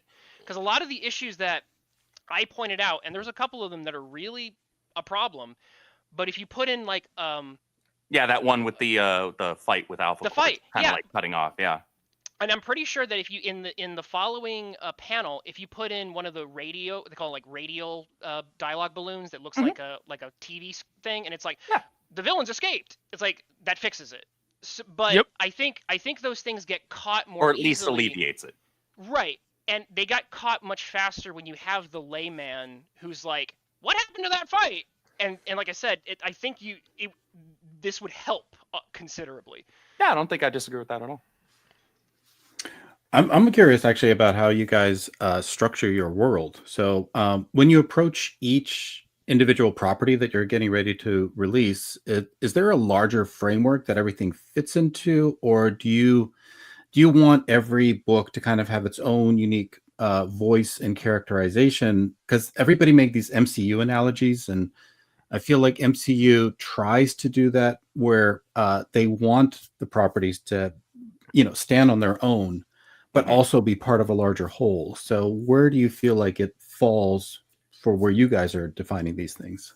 So our general approach on that, and obviously the fans and the readers are the ones that can, ultimately tell us whether or not that's something we succeed in, is that we want each book to feel like you can more or less follow, just like if you're only interested in Horseman, right? You can just follow Horseman, right? Or if you just want to follow Isom, you can just follow Isom. Same thing with Bloodruth. The goal there is to have people be able to do what most readers, unless you're your diehard whales that, like Eric used to be when he would still buy DC and Marvel, he's basically buying everything off the rack, right? Whereas someone like me, I'm picking up somewhere between like 10 and 15 books in a week instead, right? I'm not buying literally everything. I'm gravitating towards the things I'm mostly interested in, as long as I don't feel like I'm being forced to buy, some other book because it has an event that happens that has a major impact on another book, but I didn't want to read that other one. I hate when they do that in DC and Marvel, and I'm not going to go on DC and Marvel rant right now. But it does bother me that they very often do way too many tie-ins where it's like, you got to read this other thing. I just ran into it. I was trying. I'm reading Justice League, and they're like, you have to read World's Finest because of this Justice crossover. League Unlimited. Justice League Unlimited. Yeah, they just. Are you talking about the We Are Tomorrow? Yep. It was We Are Yesterday, right? Yeah, We Are Yesterday. That's yeah. So I guess Justice League Unlimited had just started. It was within the first four or five issues. And they're like, oh, now we have to buy this other thing. So I had to track down like 3 or 4 issues of some other. Yeah, it was annoying. Yeah, I totally feel you on that. But to not get too far off track, because I'm knowing that you're reading those books, we could probably have a back and forth for a while on them because I'm reading them as they come out as well. Yeah. But the goal is to have people be able to gravitate towards what they actually are mostly interested in, not have to read everything if they want to read everything. Now, in terms of the world building, everything does still have to fit within it. And if a character sounds out of character in a script, and especially now that I'm in more of a position of being I have more of a story editor position now, instead of just like, all right, like make sure, I don't know, your typical typos and your grammar and all that. Like not just being your little button up stuff, now actually being like, okay, does this actually sound like this character? And if this character doesn't sound like the character's supposed to be, if they're doing something they're not supposed to be doing or wouldn't, and there's not a good reason for that, a justifiable reason for that, I have to be like, okay, hey, I got to point this out. This character is not acting within character, because I could read this book over here, which is their main book, and they sound one way or act one way or both. And then over in this book, they're sounding and acting entirely different. Like that's got to be corrected. So is it part of a larger like ensemble then, how you're viewing these characters, or are they individualized pitches? Like who came up with Yaira? Was that Eric July or was that the Soska? Yaira was an Eric character. So the first three like main properties within the Rippaverse, Isom, Alphacore, and Yaira, those are all Eric's creations. And because they'll show up in Isom 1. Yeah. Correct. Yeah, they all show up in Isom 1, and that was one of the critiques that some people have with Isom 1, which is like it felt like it wasn't really Isom's story because he was kind of putting over, to use wrestling terminology, all these other characters, right? And it was like we were trying to balance like launching this thing in the hopes that it would be more. There's a lot to unpack with that, and that's a conversation for another day. But yes, Alphacore and Yaira made their first appearances in Isom 1. Bloodruth made her first appearance in Isom 2. And the Soskas currently are the writers and in charge of handling both of those characters. And they've kind of made them their own at this point, would you say? So Eric gave them a lot of freedom in terms of the stories that they wanted to tell with them. However, it is still very integral to Eric and to the rest of us on the editorial team that characters still operate within how they were intended by their creator. Bloodruth is being handled in a very specific way with Eric's eye over it, not like with a microscope or anything like that, but just like this character was a character he created. He had a vision for her. And there was a point where Eric was considering, actually, and I think he said this on stream before, Eric was considering writing the Bloodruth book, but the Soskas came to him with like a really good pitch for it. And he said, yeah, you know what, she is kind of more meant to be a horror kind of character, right? And deal with all this mystical stuff. And the twins do come from a horror background. So, okay, I guess that kind of is a pretty, hand in glove fit. They can write Bloodruth. And the fan response to it has been pretty emblematic of that decision being reinforced. Okay, so Andrew, if I could, I want to draw a little bit of a metaphor to what you just said to classic comic history. So yes, the characters were created by Eric, but would you agree that with this character in particular, with this story, that the Soska sisters tended to do the same thing that Steranko did with Nick Fury and drift away and into a different vein that was originally intended with the character? Or is this the original direction that was intended to it? So I'm going to give the most honest answer to that I can, and that's that I don't know what Eric's original thoughts or plans were for the character had the character not been given to the Soskas. Can I ask a quick follow-up on that? Sure. So do you as the editorial have knowledge of what Eric's original plans were for the storyline in general?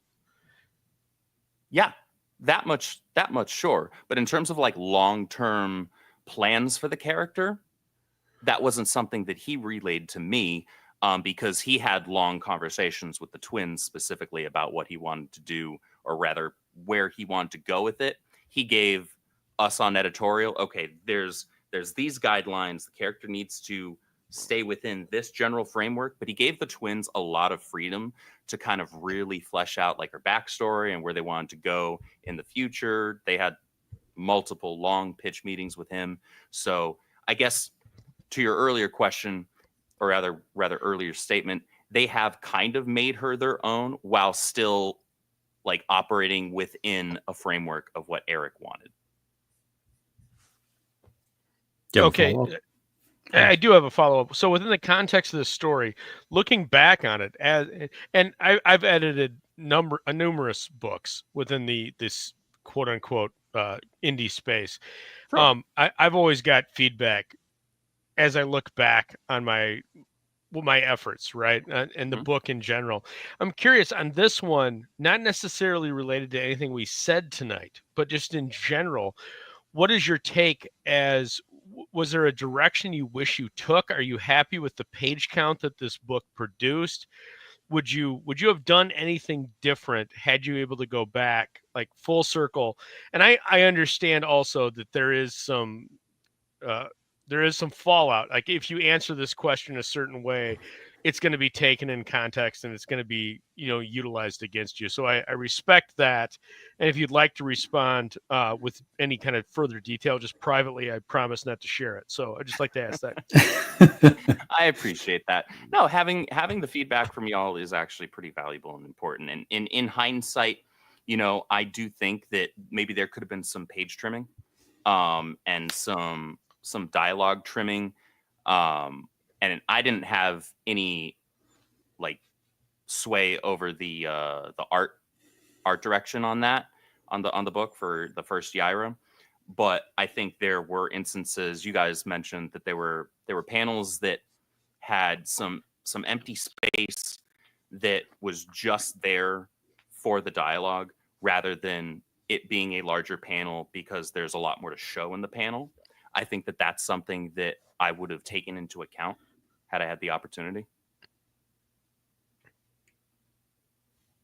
I'm going to just let that hang, Aldous, because this is your question opportunity.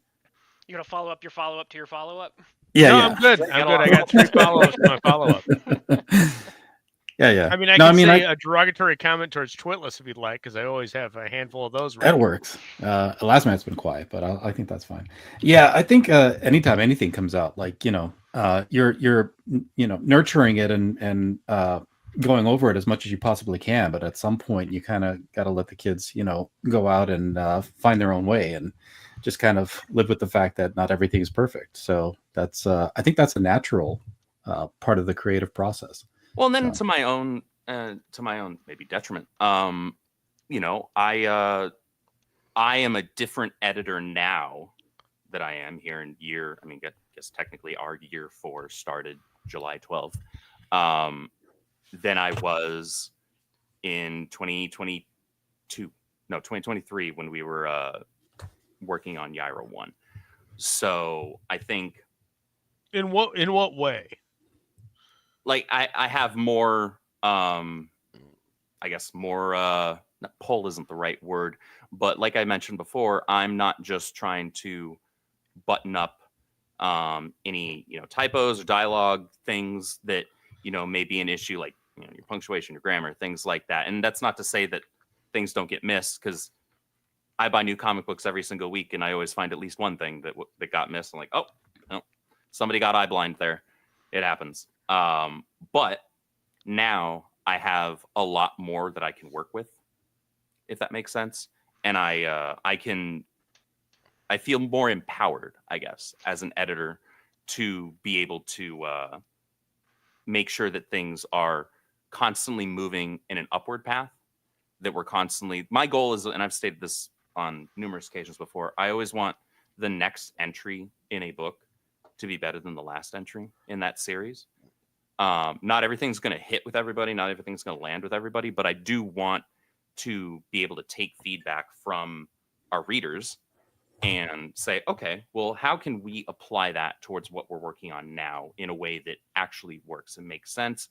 Is it, tightening up dialogue? Is it tightening up page count?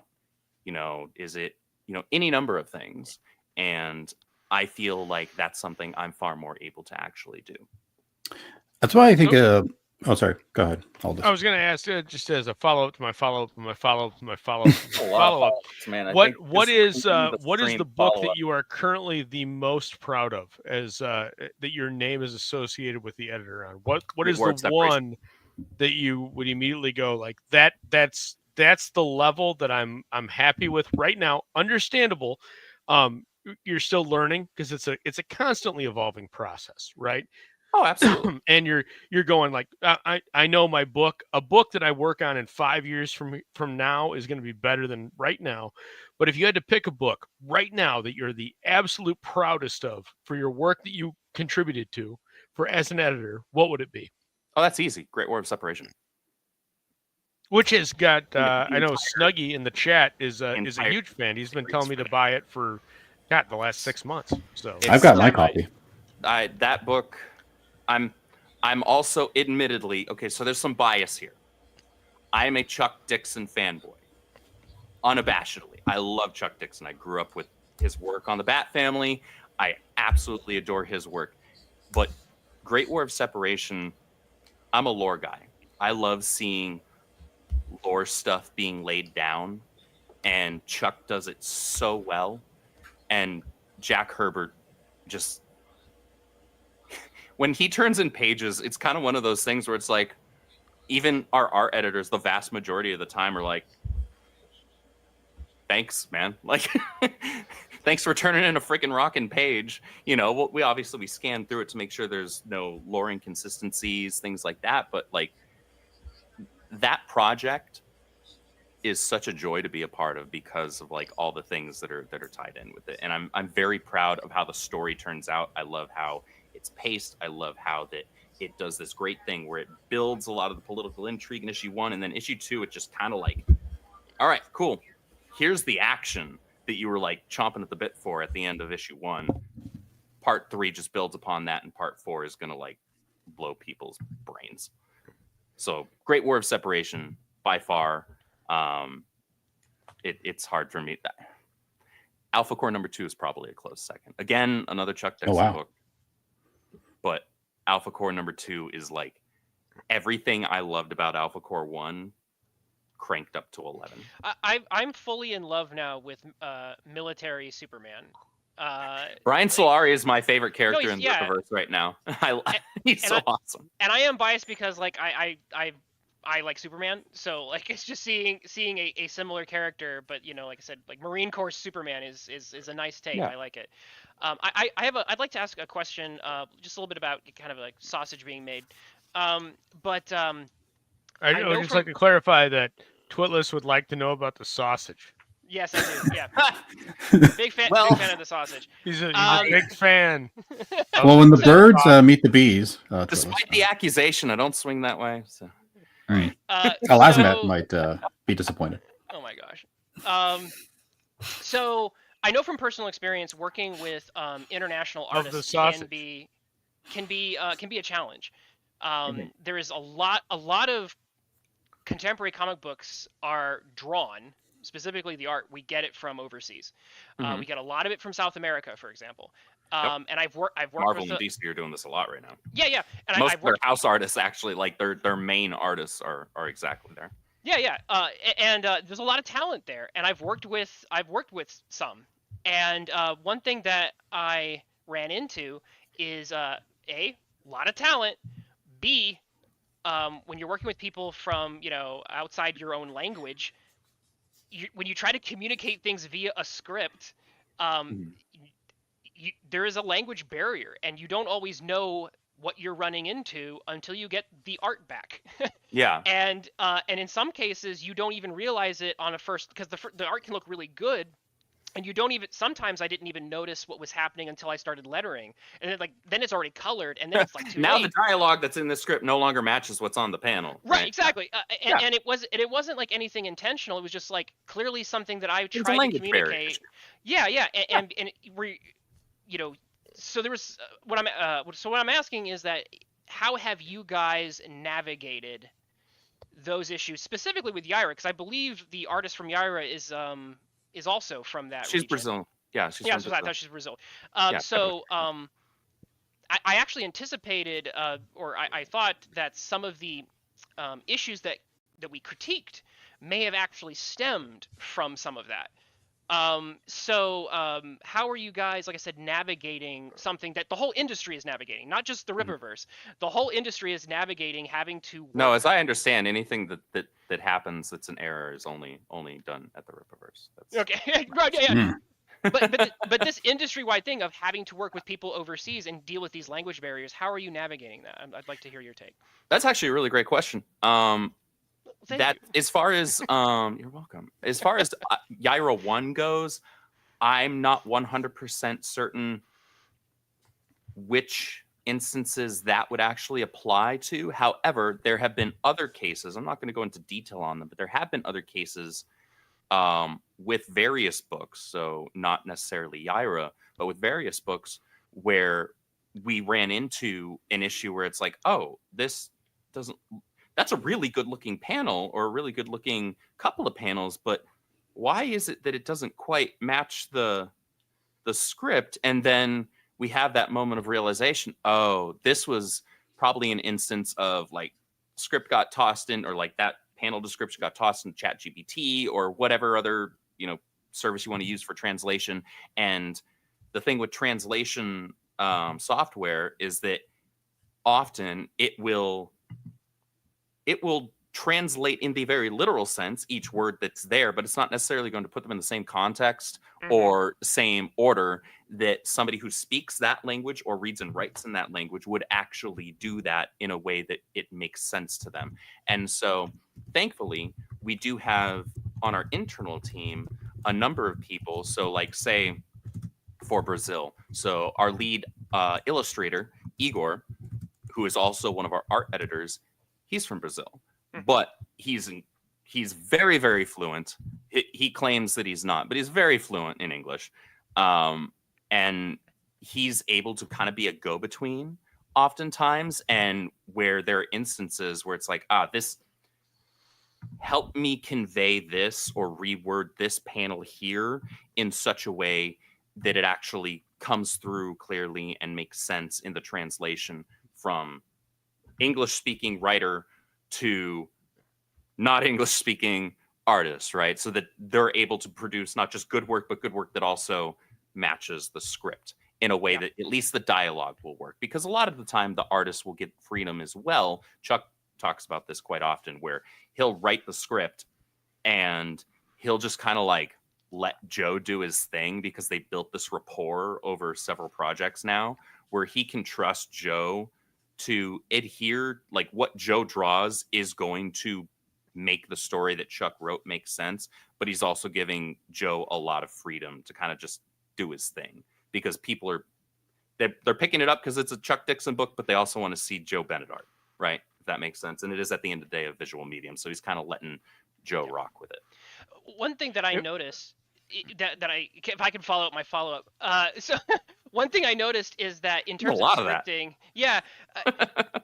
when I was scripting, I had to pay really close attention to my vocabulary because I couldn't assume, even if someone had some level of fluency, they didn't necessarily have they weren't used to every single word I might be tossing to try and make your casual speaking or casual English understanding person that it's their second language might not understand all of the like more layered or detailed or long form vocabulary that you might normally use if you're speaking with somebody who has English as their first. Exactly. Yeah. So I noticed I had to start thinking through scripts differently. It's like, I need to be more direct in some cases. Because if I'm trying to be flowery and really sell the artist on the art on my description of this panel, oh wait, if they don't speak the same language I do, this is just gonna cause issues. No, absolutely. And that's actually something I can speak from experience on this now, actually, as I'm now part of the writing team. And my artist, Edu Souza, was not a, English first language artist. And so there were instances where it's like, man, that panel looks really good, but I don't know how my dialogue's going to work with that. And there were actually instances where I was like, that panel's kind of too good. Maybe I'm gonna tweak my dialogue here. Yeah, yeah, Because I really like that panel. I don't really want that to change. I care more about the art looking good at the end of the day than my little bubble of dialogue that's here. But then there were also an instance or two where it's like, this is something that's a little more integral, and so I want to make sure that we're doing that balancing of showing and telling that you want to have when you're doing comic books.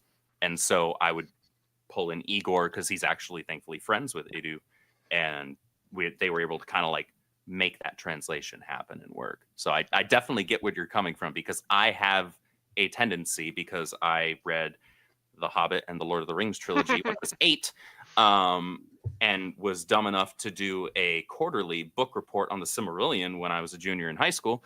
I kind of have a tendency to lean a little too into the like flowery language when I'm writing descriptions for things. Not so much when I'm writing dialogue, because people don't actually talk that way. But when I'm kind of like doing descriptions for things, I can fall into that. And sometimes I got to catch myself. I'm like, somebody's going to look at that and be like, so thanks for saying in 350 words what you could have done in 15, I guess. So I get it. I definitely get it there. No, and Andrew, if I could ask a follow-up on that, because I'm with you, man. I think it's just as important that you understand in The Hobbit why the silverware is going to the Saxville Baggins, and the context of it. I'm sorry, Lord of the Rings. Why it's going to the Saxville Baggins when Frodo is leaving Bag End. That's important, and it's important to spend 10 pages on it, because it builds that world. It invests you into the story that you're about to venture forth into over the course of thousands of pages. And I agree with you, but I have a question about the art. You're talking about the language barriers, and I get all of that. But what I'd like to know is it's the stylistic differences, because on Friday, every Friday, this little self-promotion here, I talk about a comic book over on my little show, The Gutter. And one of the things that we focused on years ago, and I've had Al Asmat on to talk about this, and we dealt with this with regards to Cerebrus, was one of the things that Warren Ellis talks about is the pacing of a page. And the pacing of a page is a melody, and it's a song, and you're creating a song, because it's, instead of a harmony of music, you're creating a harmony of art. And you're putting lyrics on top of it, and the lyrics are the dialogue, and it's the flow, and it's the style, and it's what you want to bring across. And so if you go to page 5, well read, of your PDF, you have multiple styles. I would quote styles in this book. It's like blues to jazz. It's like rock and roll to classical. You drift between styles of melody and prose. And you have something on page, let's see, what would it be? Page, what would it be? 1, 2, 3, 4, 5. It'd be page 7, page 5 of, you've got a top and a bottom that are very similar. And you're framing them out that those 2 pages are very similar. When you're doing that, there's usually a reason for it. Here you're on a page turn, you're opening and closing with the same style. Is that intentional? And why are you doing that? And where's your draw to the page turn within that? Are you driving via dialogue? And if you're driving via dialogue, what's your hook that you're really connecting between panel 1 and panel 4, that stacked 4? And then why then are you disrupting? Because you've got a nice harmony going up to this point, but then following this, if you go to the next page, you get you're very frenetic, you're very frantic. You're going with lots of panels, lots of action, and super dialogue that you didn't have in the previous 7 pages. And I'm curious as to why you chose that style, where you slow roll into the story, and then we become super frantic, almost ADHD, that we're snapping and we're jumping throughout all these quick shot panels, but we did a stacked before it. I'm curious on that. So as I mentioned before, my input on the art for this book was very minimal.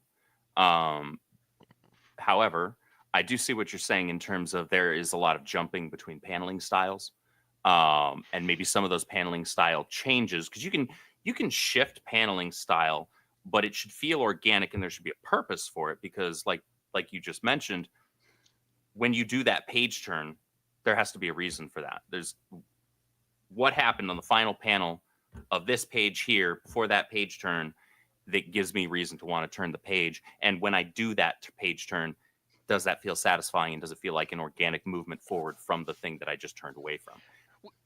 We want to know that when you were drawing this book, what were the decisions that you made? Well, let me tell you, I cannot draw nearly as well as Deborah Carita. My stick figures are less than adequate,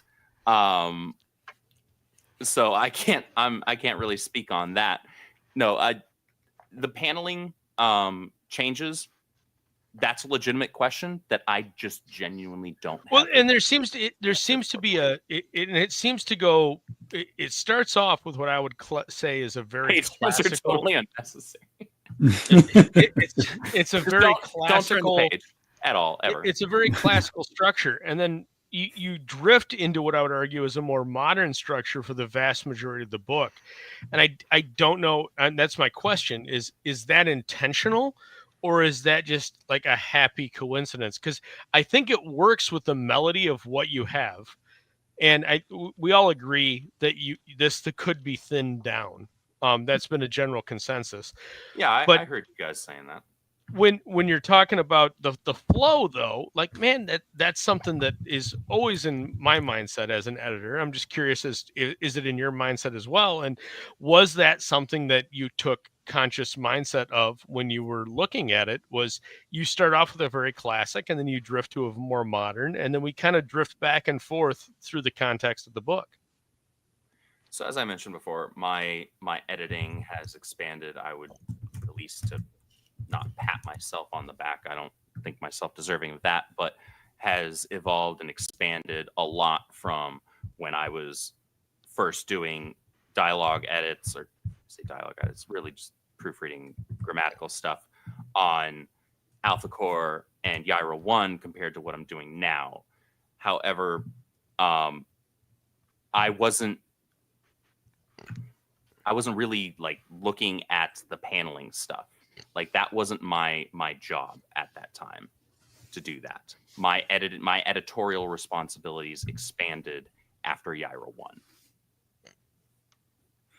So in terms of having commentary on, does it make sense to have the paneling styling be X on these pages, but be Y over here? That wasn't something that was what I was doing at that time. I can handle my own in the chat there. Well read. I'm good. Oh, okay. Yeah. Sorry. Yeah. I think it's only fair. Everybody gets trolled. That's the most honest answer I can give you on that.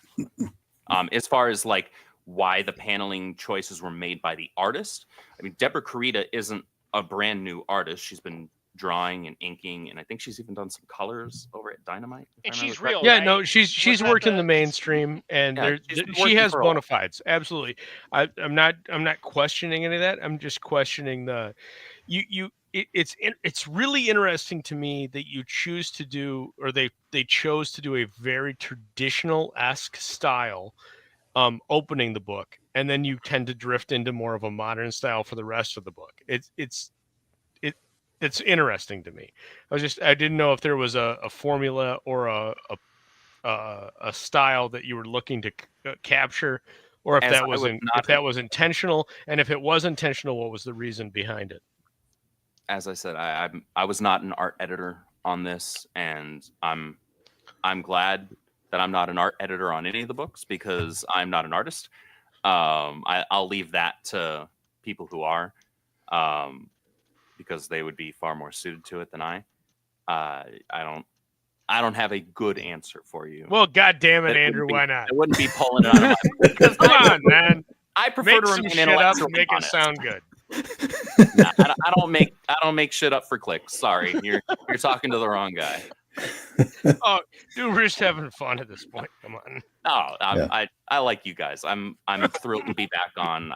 I've loved every time that I've been on here with y'all. So Yeah, I think that's actually the interesting thing about Rippaverse. So usually when we do these streams, we're dealing with a lot of like first time creators or people who are making an entire comic book all by themselves for the first time. You know, maybe they've done other aspects of comic book creation, but you know, the editing and the writing and the art and like just the whole like we went through Vaughn's book.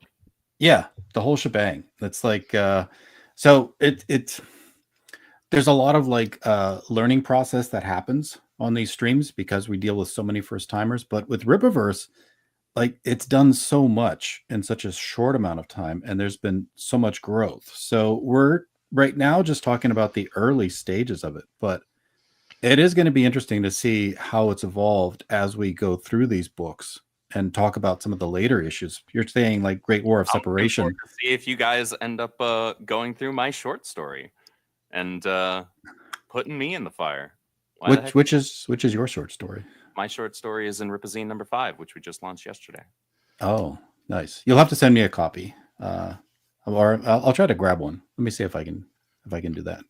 Yeah, but yeah. So yeah, I'm definitely interested to see how things change and move because it sounds like there's a lot of growth that's happening in a very short span of time, which is I think something we're not used to. There is, and to that point, to kind of piggyback off of that, there was a lot of like catching up to our demand that we had to do kind of very early on because in that first year, 2022, it was ISOM 1. That was it. Mm-hmm. That was the book. Next year, we released ISOM 1 July 11th, 2022. ISOM 2 came out in June of 2023. So it was almost a full calendar year in between those two releases. But that same year, we also released Alpha Core at the end of the year. And then at the beginning of the following year, we released Yaira, right? So our production was ramping up already there. And then in our third year, we've released quite a few. And so there were some growing pains there on a lot of aspects. On the logistical side, it's like we gotta, you know, when we were like, hey man, if we could make $100,000 on this first book, that would be awesome. And then someone does $3.7 million, and we're like, where are we putting all of these books, right? And how are we shipping all these books to be able to get them to people in a timely manner? A lot of logistical stuff had to be caught up to in terms of our demand very quickly, but on the creative side as well. And so that required a lot of learning. So a lot of the people on our logistical staff, so warehouse, shipping, inventory, all of that had to expand upon their knowledge at a very rapid rate.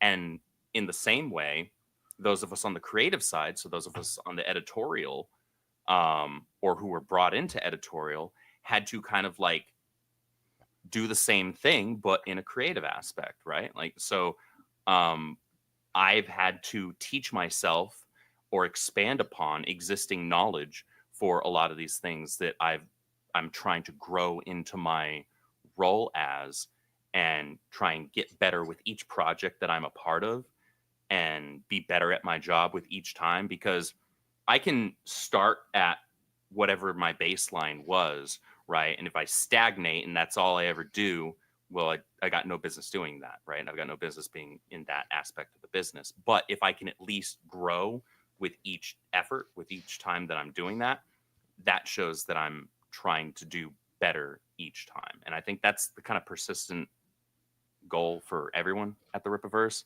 Like, I want Yaira 2 to be better than Yaira 1. I want ISOM 3 to be better than ISOM 2, et cetera, et cetera. Do you think you are unique in the sense that you choose to produce a campaign to pre-order a book and then actually deliver it within a reasonable amount of time in the indie space? In terms of in the indie space overall, no, not at all. There are actually a lot of indie creators, whether we want to talk Kickstarter, Indiegogo, Fund My Comic, wherever. There are plenty of creators out there that like. So you would say that the vast majority of people deliver within the window that they would suggest, that they place on or within a reasonable like margin of error. Absolutely, right? Yeah. Because I mean, everything happens, issues come up, life happens, like, for sure.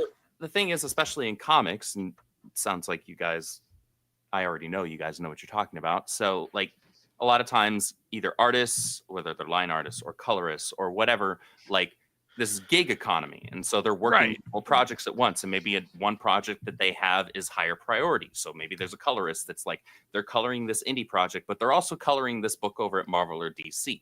And so like they're going to elevate that on their priority totem pole, right? And so sometimes that results in a book being pushed back in terms of its completion and fulfillment from a crowdfunding project by, I don't know, maybe a month or 2 months or whatever. I've had that happen to a number of projects that I've backed. And knowing some of that inside baseball, excuse my dog for barking like he pays rent here. I've seen that happen. I've had that happen on a number of projects that I've backed. So there's a reasonable margin of error that I think most people that are going into the crowdfunding space as a customer understand and are pretty lenient with, I would like to say. Like there have been a number of projects that I backed where it's like, hey, you know, we're running a couple months behind. Okay, like you're giving me regular updates, you're showing me where we're at in the process. All right, like cool. Let me ask you a question there to play devil's advocate for a minute, at the expense of my online reputation, which is impeccable. But well, you're also having get a good laugh in.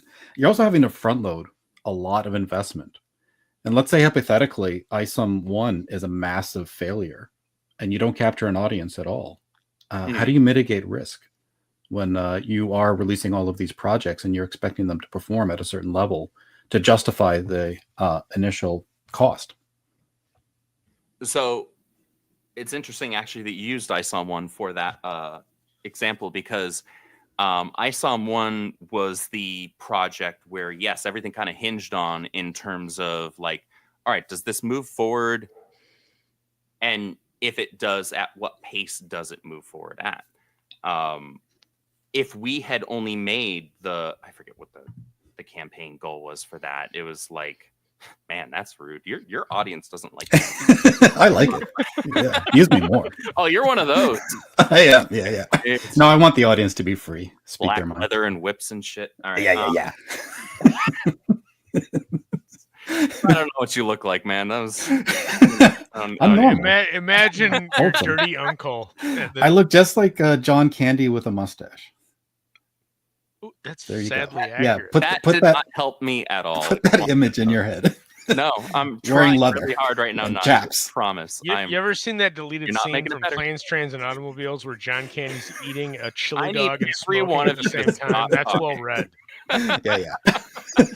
Every So- one of you needs to stop immediately. But I want to say that initial campaign goal was, what was it, 200K? And I think that's because that was what the initial investment was that Eric paid out of pocket up front for. Don't quote me on that. It's been a minute since I saw him one. But I want to say it was somewhere around there. Had it only made that, and Eric said this on streams before, that would have shown that there was genuine interest, because 200 grand on an indie campaign is nothing to sneeze at, right? Like the vast majority of indie comic book campaigns don't do that. However, had it made that, we would not be moving at the pace that we are right now, because what we did was reinvest what ISOM 1 made into infrastructure, into like bringing on other writers, reputable ones, into bringing on artists, other reputable ones. And so we were able to escalate our production output because of that. Now, also, if it would have been a failure, he would have written that off as a loss and just, taken it on the chin. Then what do you do going forward? Where do you set the bar, for a 5-year plan, for example? Like, Sorry, you got it out a little bit there. I'm sorry. So how do you continue to mitigate that risk, say, on a 5-year cycle? If you want for your company to succeed in the long term, do you have to keep meeting a certain threshold? Are you allowed a certain number of failures? And what is that margin? Like, how do you maintain that momentum for that period of time?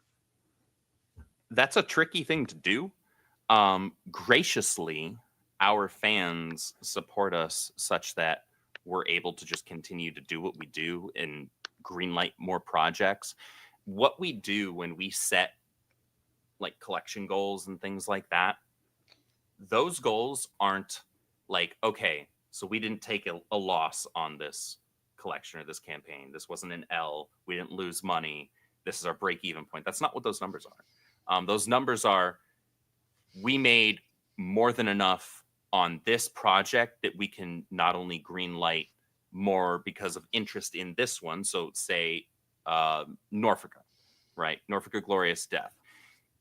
That made the requisite money to where we're like, okay, obviously there's more than sufficient interest in this to continue moving forward with issue 2 for this limited series, as well as have more left over to reinvest back into the business and greenlight other things. Mm-hmm. So everything is always being reinvested back into the business.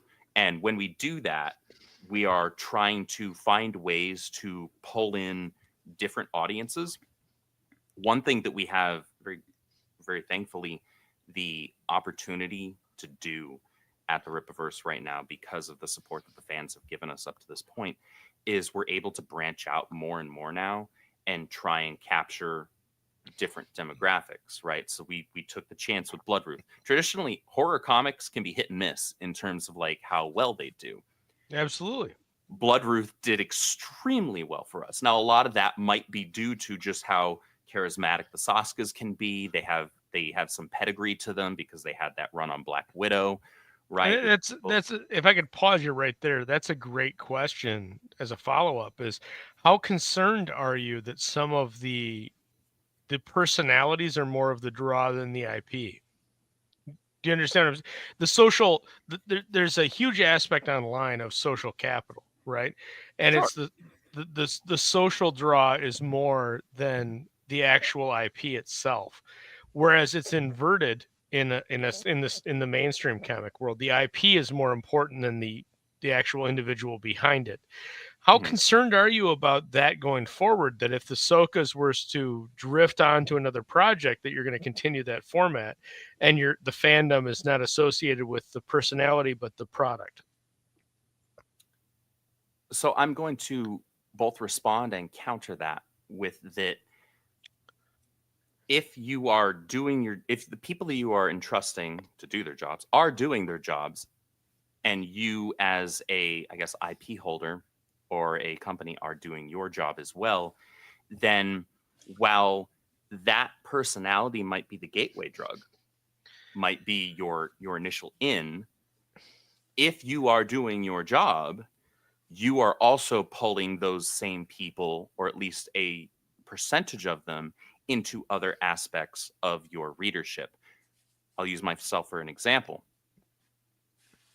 I got into Marvel Comics with Spider-Man, right? It was because of Todd McFarlane, right? I really liked Todd McFarlane's art when I was a young kid. And I was like, all right, I'm going to pick up everything that he's drawn on this, right? But I was hooked enough on the character and decided to delve into other aspects of the Marvel comic universe, to where even after Todd was no longer there, I was still reading other books, right?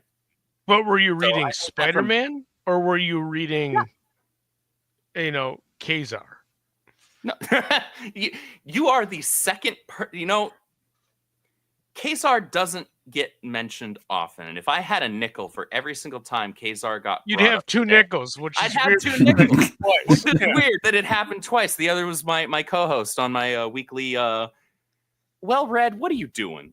I'm face doxing myself. What? This is. There you go. I don't know what to do with you. I'm not wearing any pants. I only so say chat that knows. like I have not heard that name be brought up in a dog's age, and yet both you and my co-host for my comic review stream both brought it up in the same evening. So just when I would say your co-host on your comic review stream is a well-versed comic fan. Is.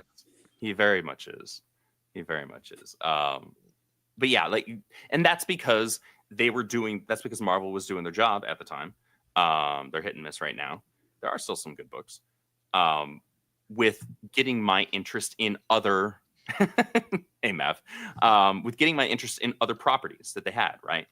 So even though this artist or this writer or even just this character was the gateway drug, if you are doing your job, you should be able to pull in a percentage of readership into other things.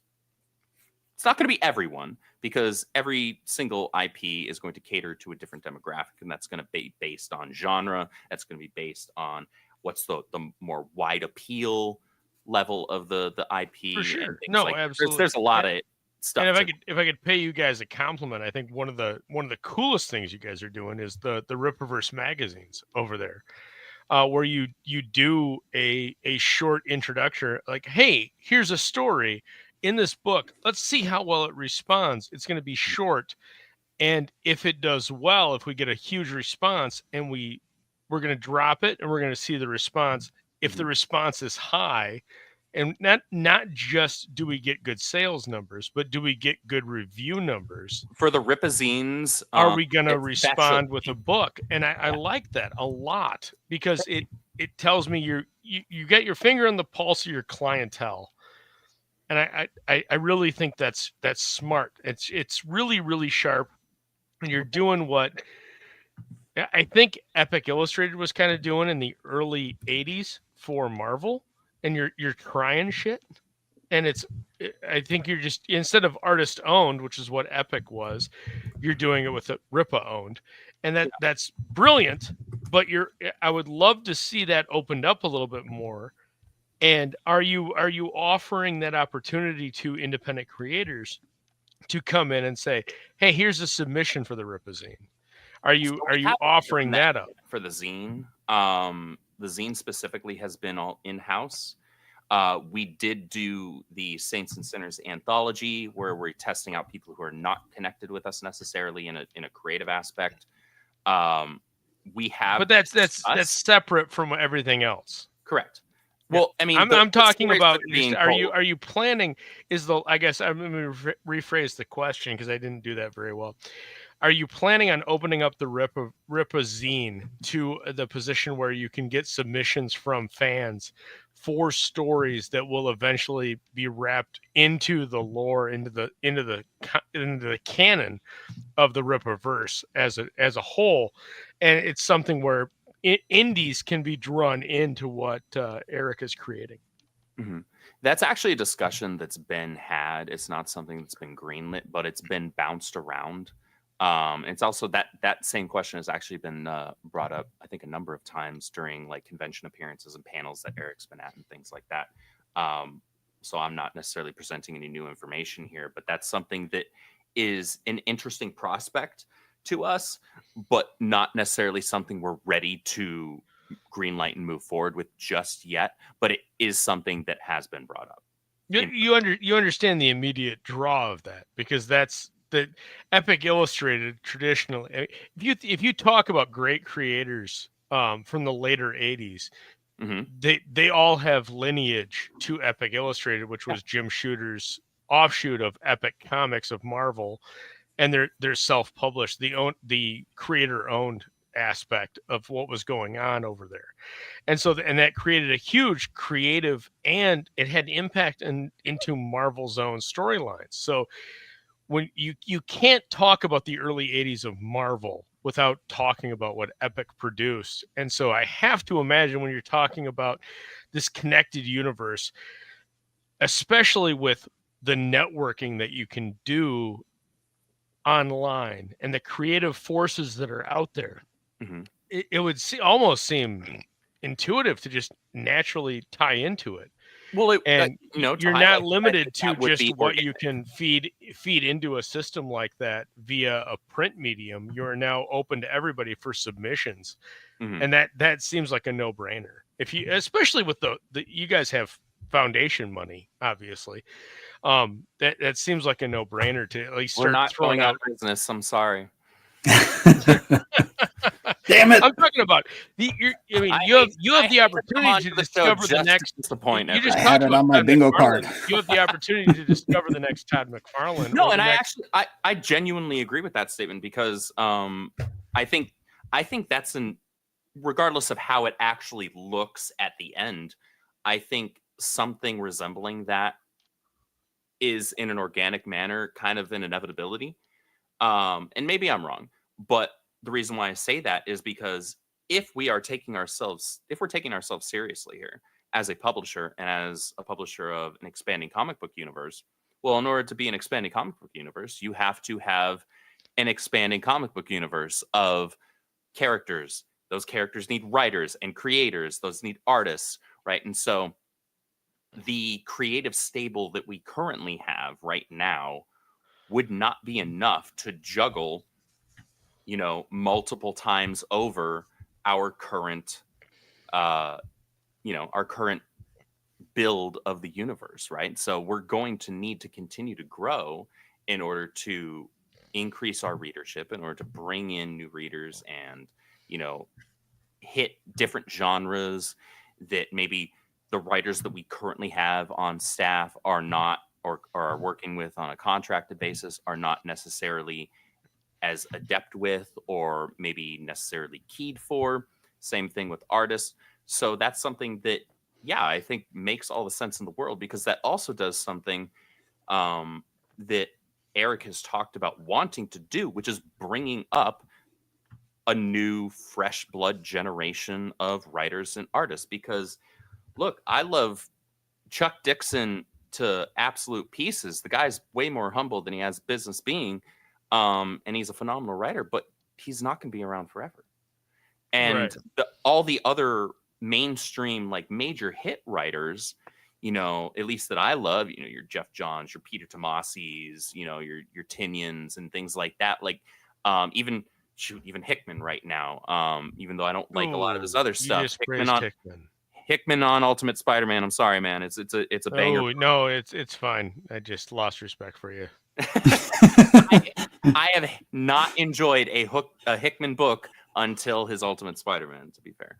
But what I'm saying is, like, there's only so many other projects that those writers could be working on, right? And so and a lot of those writers that I just listed off, with the exception, I think, Hickman, are already doing their thing over at Image with the okay, so let's go a little different route and say, like, you look at Ghost Machine, you look at Giant Generator, you look at Skydance or Skybound, or whatever the hell Kirkman's doing over there. Skydance, that's the movie. Whatever the fuck Kirkman's doing, right? You look at those. Those are all foundational companies that are built around a single writer, which is similar to what Eric July is building. Mm-hmm. They have artists attached to them, but the artists at all of those organizations, when I say Ghost Machine, when I say Giant Generator, when I say, Kirkman's company, they all have names. Eric July has yet to have really a name, a big foundational name associated with him. Do you think that's the future for I would slightly push back on that, because if you don't consider Chuck Dixon a big name in comics, that's a writer. I'm talking to an artist. I'm saying that these are the Ghost Machine, Giant Generator, and Kirkman's company are all foundation. They're built around a writer, and they have artists that are in orbit around them. Right? They've got a collection of artists. Do you feel that that's where Eric is headed, with getting a couple of names and building that so that he's in the same vein as that style? Because that seems to be where the comic world is headed, that it's a single writer with an orbit of really, really big name artists around them.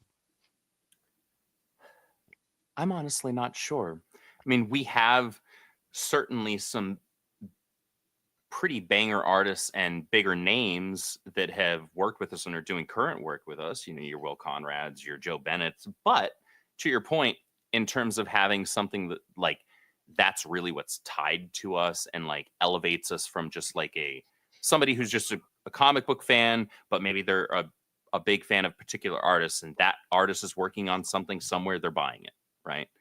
I'm not sure, actually. I know that Eric is very keen in the same vein as what I mentioned about fresh writers, having a bench of newer writers, doing the same thing with artists as well, because ultimately art, especially more so with artists than with writers, because the line art's what takes the real time, right? A proficient comic book script writer can bang out a script pretty quick, and that's why they can pump out a bunch of scripts and be writing multiple books for whatever company or multiple companies. But artists, it's a little bit more tricky. Unless you're Dan Mora, who apparently doesn't sleep or eat or do anything other than draw comics. And I don't know how that works. Maybe he's cloned. I don't know. I can't confirm that. He is a clone. That's He confirmed. I don't know how he draws as much as he does. I hope the man does sleep and eat. I genuinely do. Sometimes I see him get announced on new things, and I'm like, please don't be taking advantage of this man. Like, I love his art. Like, please keep him alive and around for a while. I feel the same way about Jose Garcia. Every other week, Jose Garcia seems to have a 60-page book that's being released, and you're like, when the hell did Jose have time to draw that? So there's two major questions I wanted to ask before we have to let you go, Andrew, because we've already had you for like an Fire hour. away. Yeah, being very generous. I do want to ask about the McFarlane, collaborations. And where you see those going. But somebody in the chat asked a question, and I'm beholden to always bring up the questions asked in the chat. So he says, Windshell, Andrew, there seems to be a narrative being pushed by some that Mr. July and the Rippaverse is against the crowdfunding methods utilized by other creators. How would you respond to these claims? Thanks. I would respond to those claims with saying, I don't think you've actually watched any of Eric's videos or his streams. And I don't mean that in a disrespectful or snarky response. I just mean that in a ignorance at its literal definition response. Because I would agree with that. I don't. Eric. What would Eric's statement be if asked that question directly, like without having to reference any of his videos? What is his stance on it, basically? Dude, I think it's putting Andrew on the spot to respond. Okay, I'm sorry. Eric July. I am John Candy with a mustache. How dare you disparage me? Let me jump into it. I do genuinely appreciate you. I can't actually answer that on my own. Eric would say the same thing, and he would list off the number of people that he's like pushed, that he's had specifically on streams to talk about comics and to talk about their comics specifically, that they were doing. Eric's never been against crowdfunding, ever. He has never actually said anything disparaging against crowdfunding as like a system at all. And he supports. He's helped fund multiple crowdfunders, like out of his own pocket. There have been a number of times where on Twitter he's like, "Hey, drop some indie comics in my comments here. I'm gonna take a look at them." And there are a few that he funded like right away, right? And that's not me like freaking stroking my boss. I don't need to do that. It's just something that he's done. It's fact. I'll agree with you, Andrew. I'm not a huge Rippa fan. Again, I've only backed Zalen and 2 Rippa mags. I think Ism 1 needs a lot of work. Zalen is maybe the work of Joe Bennett's career, so you picked a good one.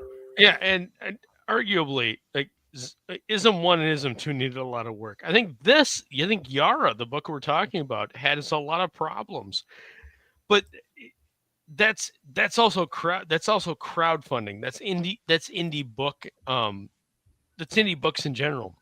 Indie books in general have a lot of issues. Mm-hmm. The Rippaverse seems to be the one venue that I see improvement continually occurring in.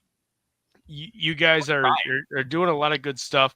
I liked a lot of your answers to a lot of my questions. It shows a lot of forethought, and it shows you guys are doing a lot of good things.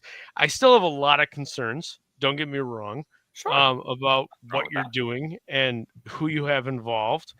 I would definitely like to see more indie artists involved in what you're doing. I think you're doing great stuff. By indie artists specifically, what are you referring, or like their specific names? I'd like to see more people in the space, man. In this, okay. Like give me some covers from, I mean, in my little corner of the world, because indie comics online is a niche world. It's niche on niche on niche, as Michael Bancroft always says. But give me a Rod Looper cover. Give me a Dean James cover. Give me Rod Looper's done a cover with us. I know he has. That's what I'm saying. Like, in fact, you've got that things with us that have not been do a couple of the other guys. I would love to see a cover contest. I would love to see that kind of thing going on where you get people involved from the indie space, that you get artists that are up and comers that have done crowdfunders that are in the indie space already, that are getting that bump by it's mutually beneficial, right?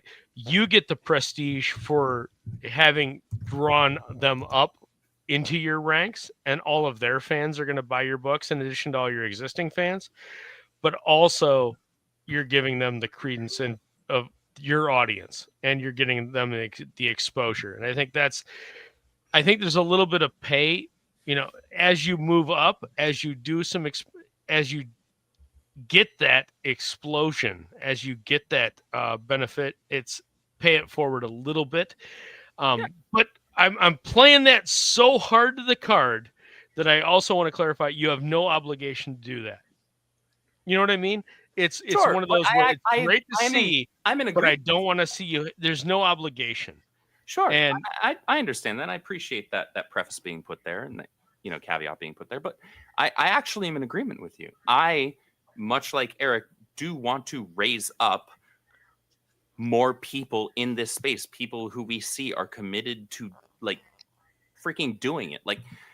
Vaughn, absolutely. With Phenomenova issue 3, just funded today, which I'm super proud of him. People who haven't checked it out yet, please do so.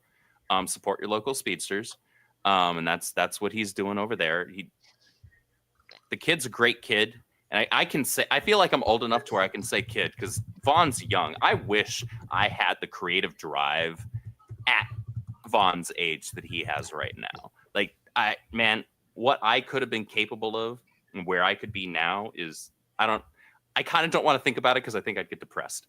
Don't trust a writer under 30. the kid's got great drive, and don't I trust appreciate a writer it. under 30. People can only grow if they're Don't honest trust and a writer sincere. under 30. They can grow. I don't necessarily entirely agree with that statement, but I do 100% agree with the idea of raising up and elevating more and more indie creators, whether it's artists or writers, and that getting more eyes on their stuff, because that can be cyclical in that the people who are already fans of their stuff are like, well, maybe now I'll check out RIPPAVERSE stuff because they're doing stuff over there. And then our audience can be like, well, I like the stuff that they did over here. Maybe I'll go check out their stuff over there. Right. And it's that rising tide that lifts all boats. And I think that's something that the indie comic space especially is in desperate need of. Well, that rising tide only works if the individuals' creatives are highlighted. Mm-hmm. If the creatives are never highlighted, the rising tide doesn't help them. So then they're just lost in the tide rising. And that's beneficial to no one other than the big ships that are going up. So that is fair. Tide rising, McFarlane collaborations. What's going on there? Give us all the details. Spare no expense. Now I just want to rewatch all the Jurassic films. I'll skip Jurassic Park 3. But so the McFarlane thing is, man, that I remember first hearing about that. How long ago was it that we were talking about the Yaira 2 or the Yaira statue? That was maybe 2 years ago or a year and a half ago, whatever it was. When I first heard about that, I was like, say what now? Because obviously I'm a fan of Todd McFarlane. I'm a fan of, if I'm not buying action figures that are like $100+ and so they're like ridiculous articulation, most of them are like Japanese brands and things like that, I buy McFarlane stuff, like his DC Multiverse stuff. And so I have a lot of his Teen Titans and Titans line. I've got 90s Superboy. I've got his Batman Beyond. I've got all his Flash family, all that stuff. Knowing that was a conversation that was being had was super inspiring, because that's a whole, man, like comics are a beast on their own already. And people who have, whether you've just been a part of Editorial or you own your own comic company or whatever, like if you have some insight into the inside baseball of comics, even indie comics, there's a whole lot going on there. There's a lot to it. You add toys into the mix. Toys are a whole new beast. So the fact that we were fortunate enough to partner with McFarlane Toys. So McFarlane isn't a small toy company, right? For us to have that opportunity is massive. And so most recently launching the Rippaverse Primeval action figure line in their usual like 7-inch scale, right? That's what McFarlane's kind of known for, right? That's a big deal. Because that's something that people who enjoy McFarlane toys know that, okay, so I am getting something of quality. I am getting something at the very least of what I trust this brand. I know this brand. I know what to expect. So I feel good about this, because a lot of times, you know, you could be an indie and you could be like, yeah, I'm gonna get some action figures made. You might get something amazing. You also might get something that's like, yeah, you know, I stopped getting McDonald's Happy Meals for the toys a long time ago. So it could be hit and miss there. Having the opportunity to do stuff with McFarlane Toys specifically is a massive deal. And we have plans to do a lot more. It's a matter of how quickly we hit certain thresholds with the ISOM figure. And those thresholds are all on they're all listed on the collection page for the action figure that we launched for ISOM, in terms of how quickly we decide to greenlight the next figure. Is it limited to toys? Expound. So maybe, you know, IP crossovers spawn in the Rippaverse. So that's actually a really easy question to answer, and the answer is probably no. And the reason why I say that is because Eric is adamantly against multiverses. I'm not a particularly big fan of them myself. However, I'd be lying through my teeth if I didn't enjoy the one-off like cross-publishing crossover that we'd see happen in the 90s, whether it was Marvel and DC or whether it was different IPs but within the same publisher. You know, like Top Cow did a lot of it. You had Fathom crossing over Blade and so forth. You had Tomb Raider doing all that. Like, I loved that stuff. But Eric is very adamant about like continuity and about not doing things that are outside of continuity. That would be a really hard sell. As much as like on its face, you're like, man, like Todd McFarlane wants to cross Spawn over with ISOM or with, you know, maybe with Bloodroot. That would honestly probably be thematically more appropriate, or whatever, right? Like, that sounds really, really cool on its face, and there's probably still a conversation to be had there. That would be the less likely thing, though, to happen beyond like just all the toy options that we could potentially have. I just want a freaking Horseman action figure and let Todd just like go all out with like, you know, because DC like kind of strapped him with like, oh well, we can't have characters have guns and things like that. And so like, if it's not like give Horseman, give him a shotgun, give him a sawed off, give him two sidearms, give him freaking his batons, give him a bat, give him all sorts of stuff. You know, totally trick that thing out. If it wasn't in the comics, what other possible crossovers could there be beyond toys?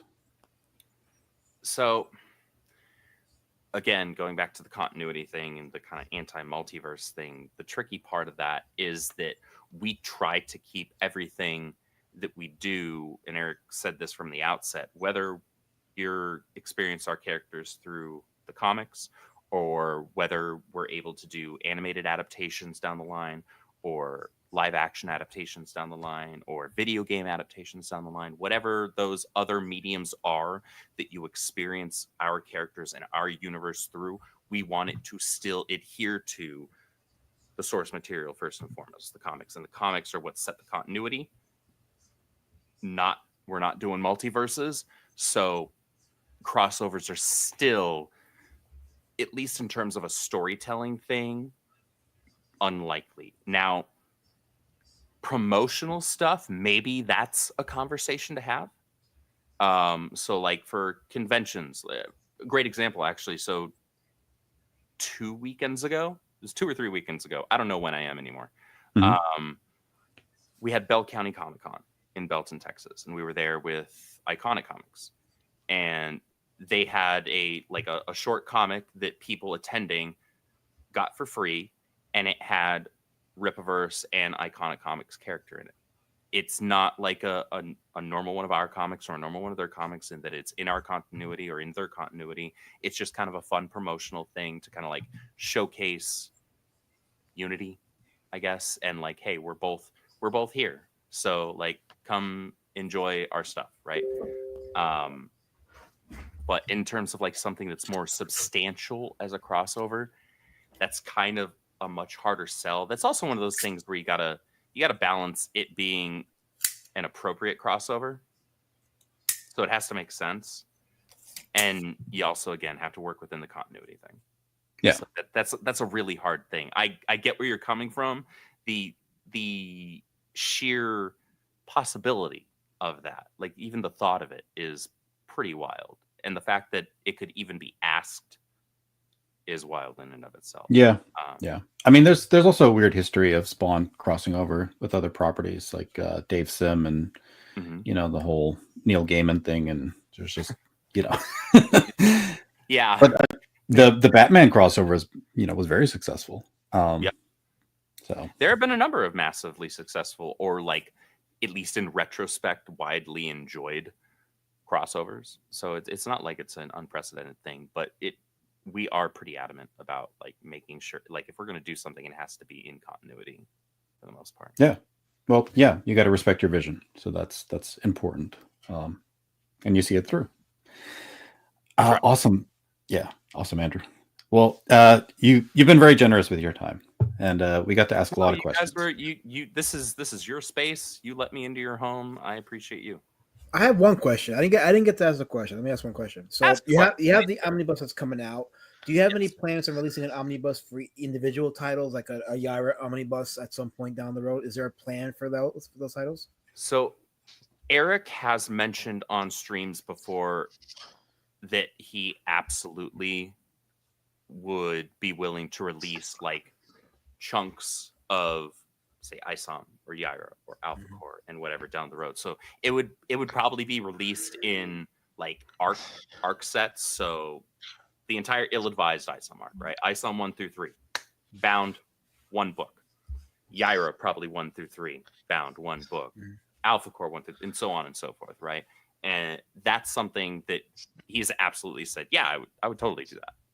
It's getting to that point, and it's also finding an appropriate place in our release schedule to like slot that in, right? Because nobody has like infinite wealth, right? Infinite, like we're not exactly trying to bleed people dry with our releases, but we are a publisher, and so we're still releasing at a rapid pace, but we're trying to take into account, like, okay, does it make sense to release this other thing right here? Do we have to right now? Maybe we can wait a month or two. Maybe there's a more appropriate time to, present this before our customers or our potential customers and ask for them to spend. Because obviously a larger book like that, we would probably do some extra treatments on the cover. I don't know, maybe be hardcover, things like that. That's going to call for a higher price point. So we would want. Would you be considering going back and doing edits on those books? I mean, we already have to some degree or another. In the Trinity collection that we released earlier this year, we did some slight dialogue tweaks. I'm not saying slight. I'm saying significant. Like we talked a little bit about with like Yaira, you could cut 20 pages. So like, yeah, that's not something we would do because we're not trying to. And I'm sure that'll elicit a different response from different people. But absolutely. The reason why we wouldn't do that is because we're still making like what we release there. That's canon, right? And so we're not we're not Dragon Ball Z Kaiing the thing for people who understand what we're talking about there. There's what's in the book is in the book. If there were things that can be cleaned up, it's like, oh, well, this, maybe there was a miscoloring here, or maybe there was a misspelling here, things like that. We're going to fix that. We completely recolored ISOM 1 and 2, just so that there's more unity in coloring style. So for people that get the Rippaverse Omnibus, the year 1 through 3 thing, Sebastian Chang's colors will be on all 3 ISOM issues that are in that, as opposed to Gabe Altaib, who did a great job on ISOM 1 and 2, and then Sebastian on 3, just because we would kind of want to have that, you know, consistency there in terms of coloring style. So we've made tweaks and remasters, but we're not going to like completely rewrite something or cut out entire pages and things like that, because we still want people to feel like they're getting the same book. Maybe it's just that like we've grown to a point now where we're like, okay, we're a stronger company now. We can elevate this a little bit, right? Cool. Thank you, Andrew. Any other questions, guys? You. Look, I've been very good behaved, but the chat's been on a warpath, and you've allowed it to happen. Have they really? I haven't looked at it. I've been body the whole time. Yeah, it's been pretty mellow, honestly. Just let it happen. Like, I think it could be a lot worse. I invite them to be. So, all right, Andrew. Thanks a lot. You were a man of anarchy. Yeah. Well, I want people to just say what they think. You know, don't hold back, guys, even if it's the worst possible thing. I appreciate your time. Appreciate everything you do. Appreciate the Rippaverse. Appreciate you guys. Yeah, you guys are doing very good thing for the indies, in my opinion. So all those readers, yeah, hopefully we can numbers, only get better from here. That's right. Those numbers don't lie. So it's only going to grow, I think, from this point for everybody. And we'll keep our eye on it, and we'll keep reviewing your books and talking about it, and hopefully we'll see you and some other members of the Rippaverse back here for a little more anarchy. If you guys can stomach it. I'm always down for it. Cool. Appreciate that. Thank you so much, guys. All right, panelists. Thank you, Lasmat, Aldous, Twitless, for your thoughts. Thank you, chat. Everybody, have a good night.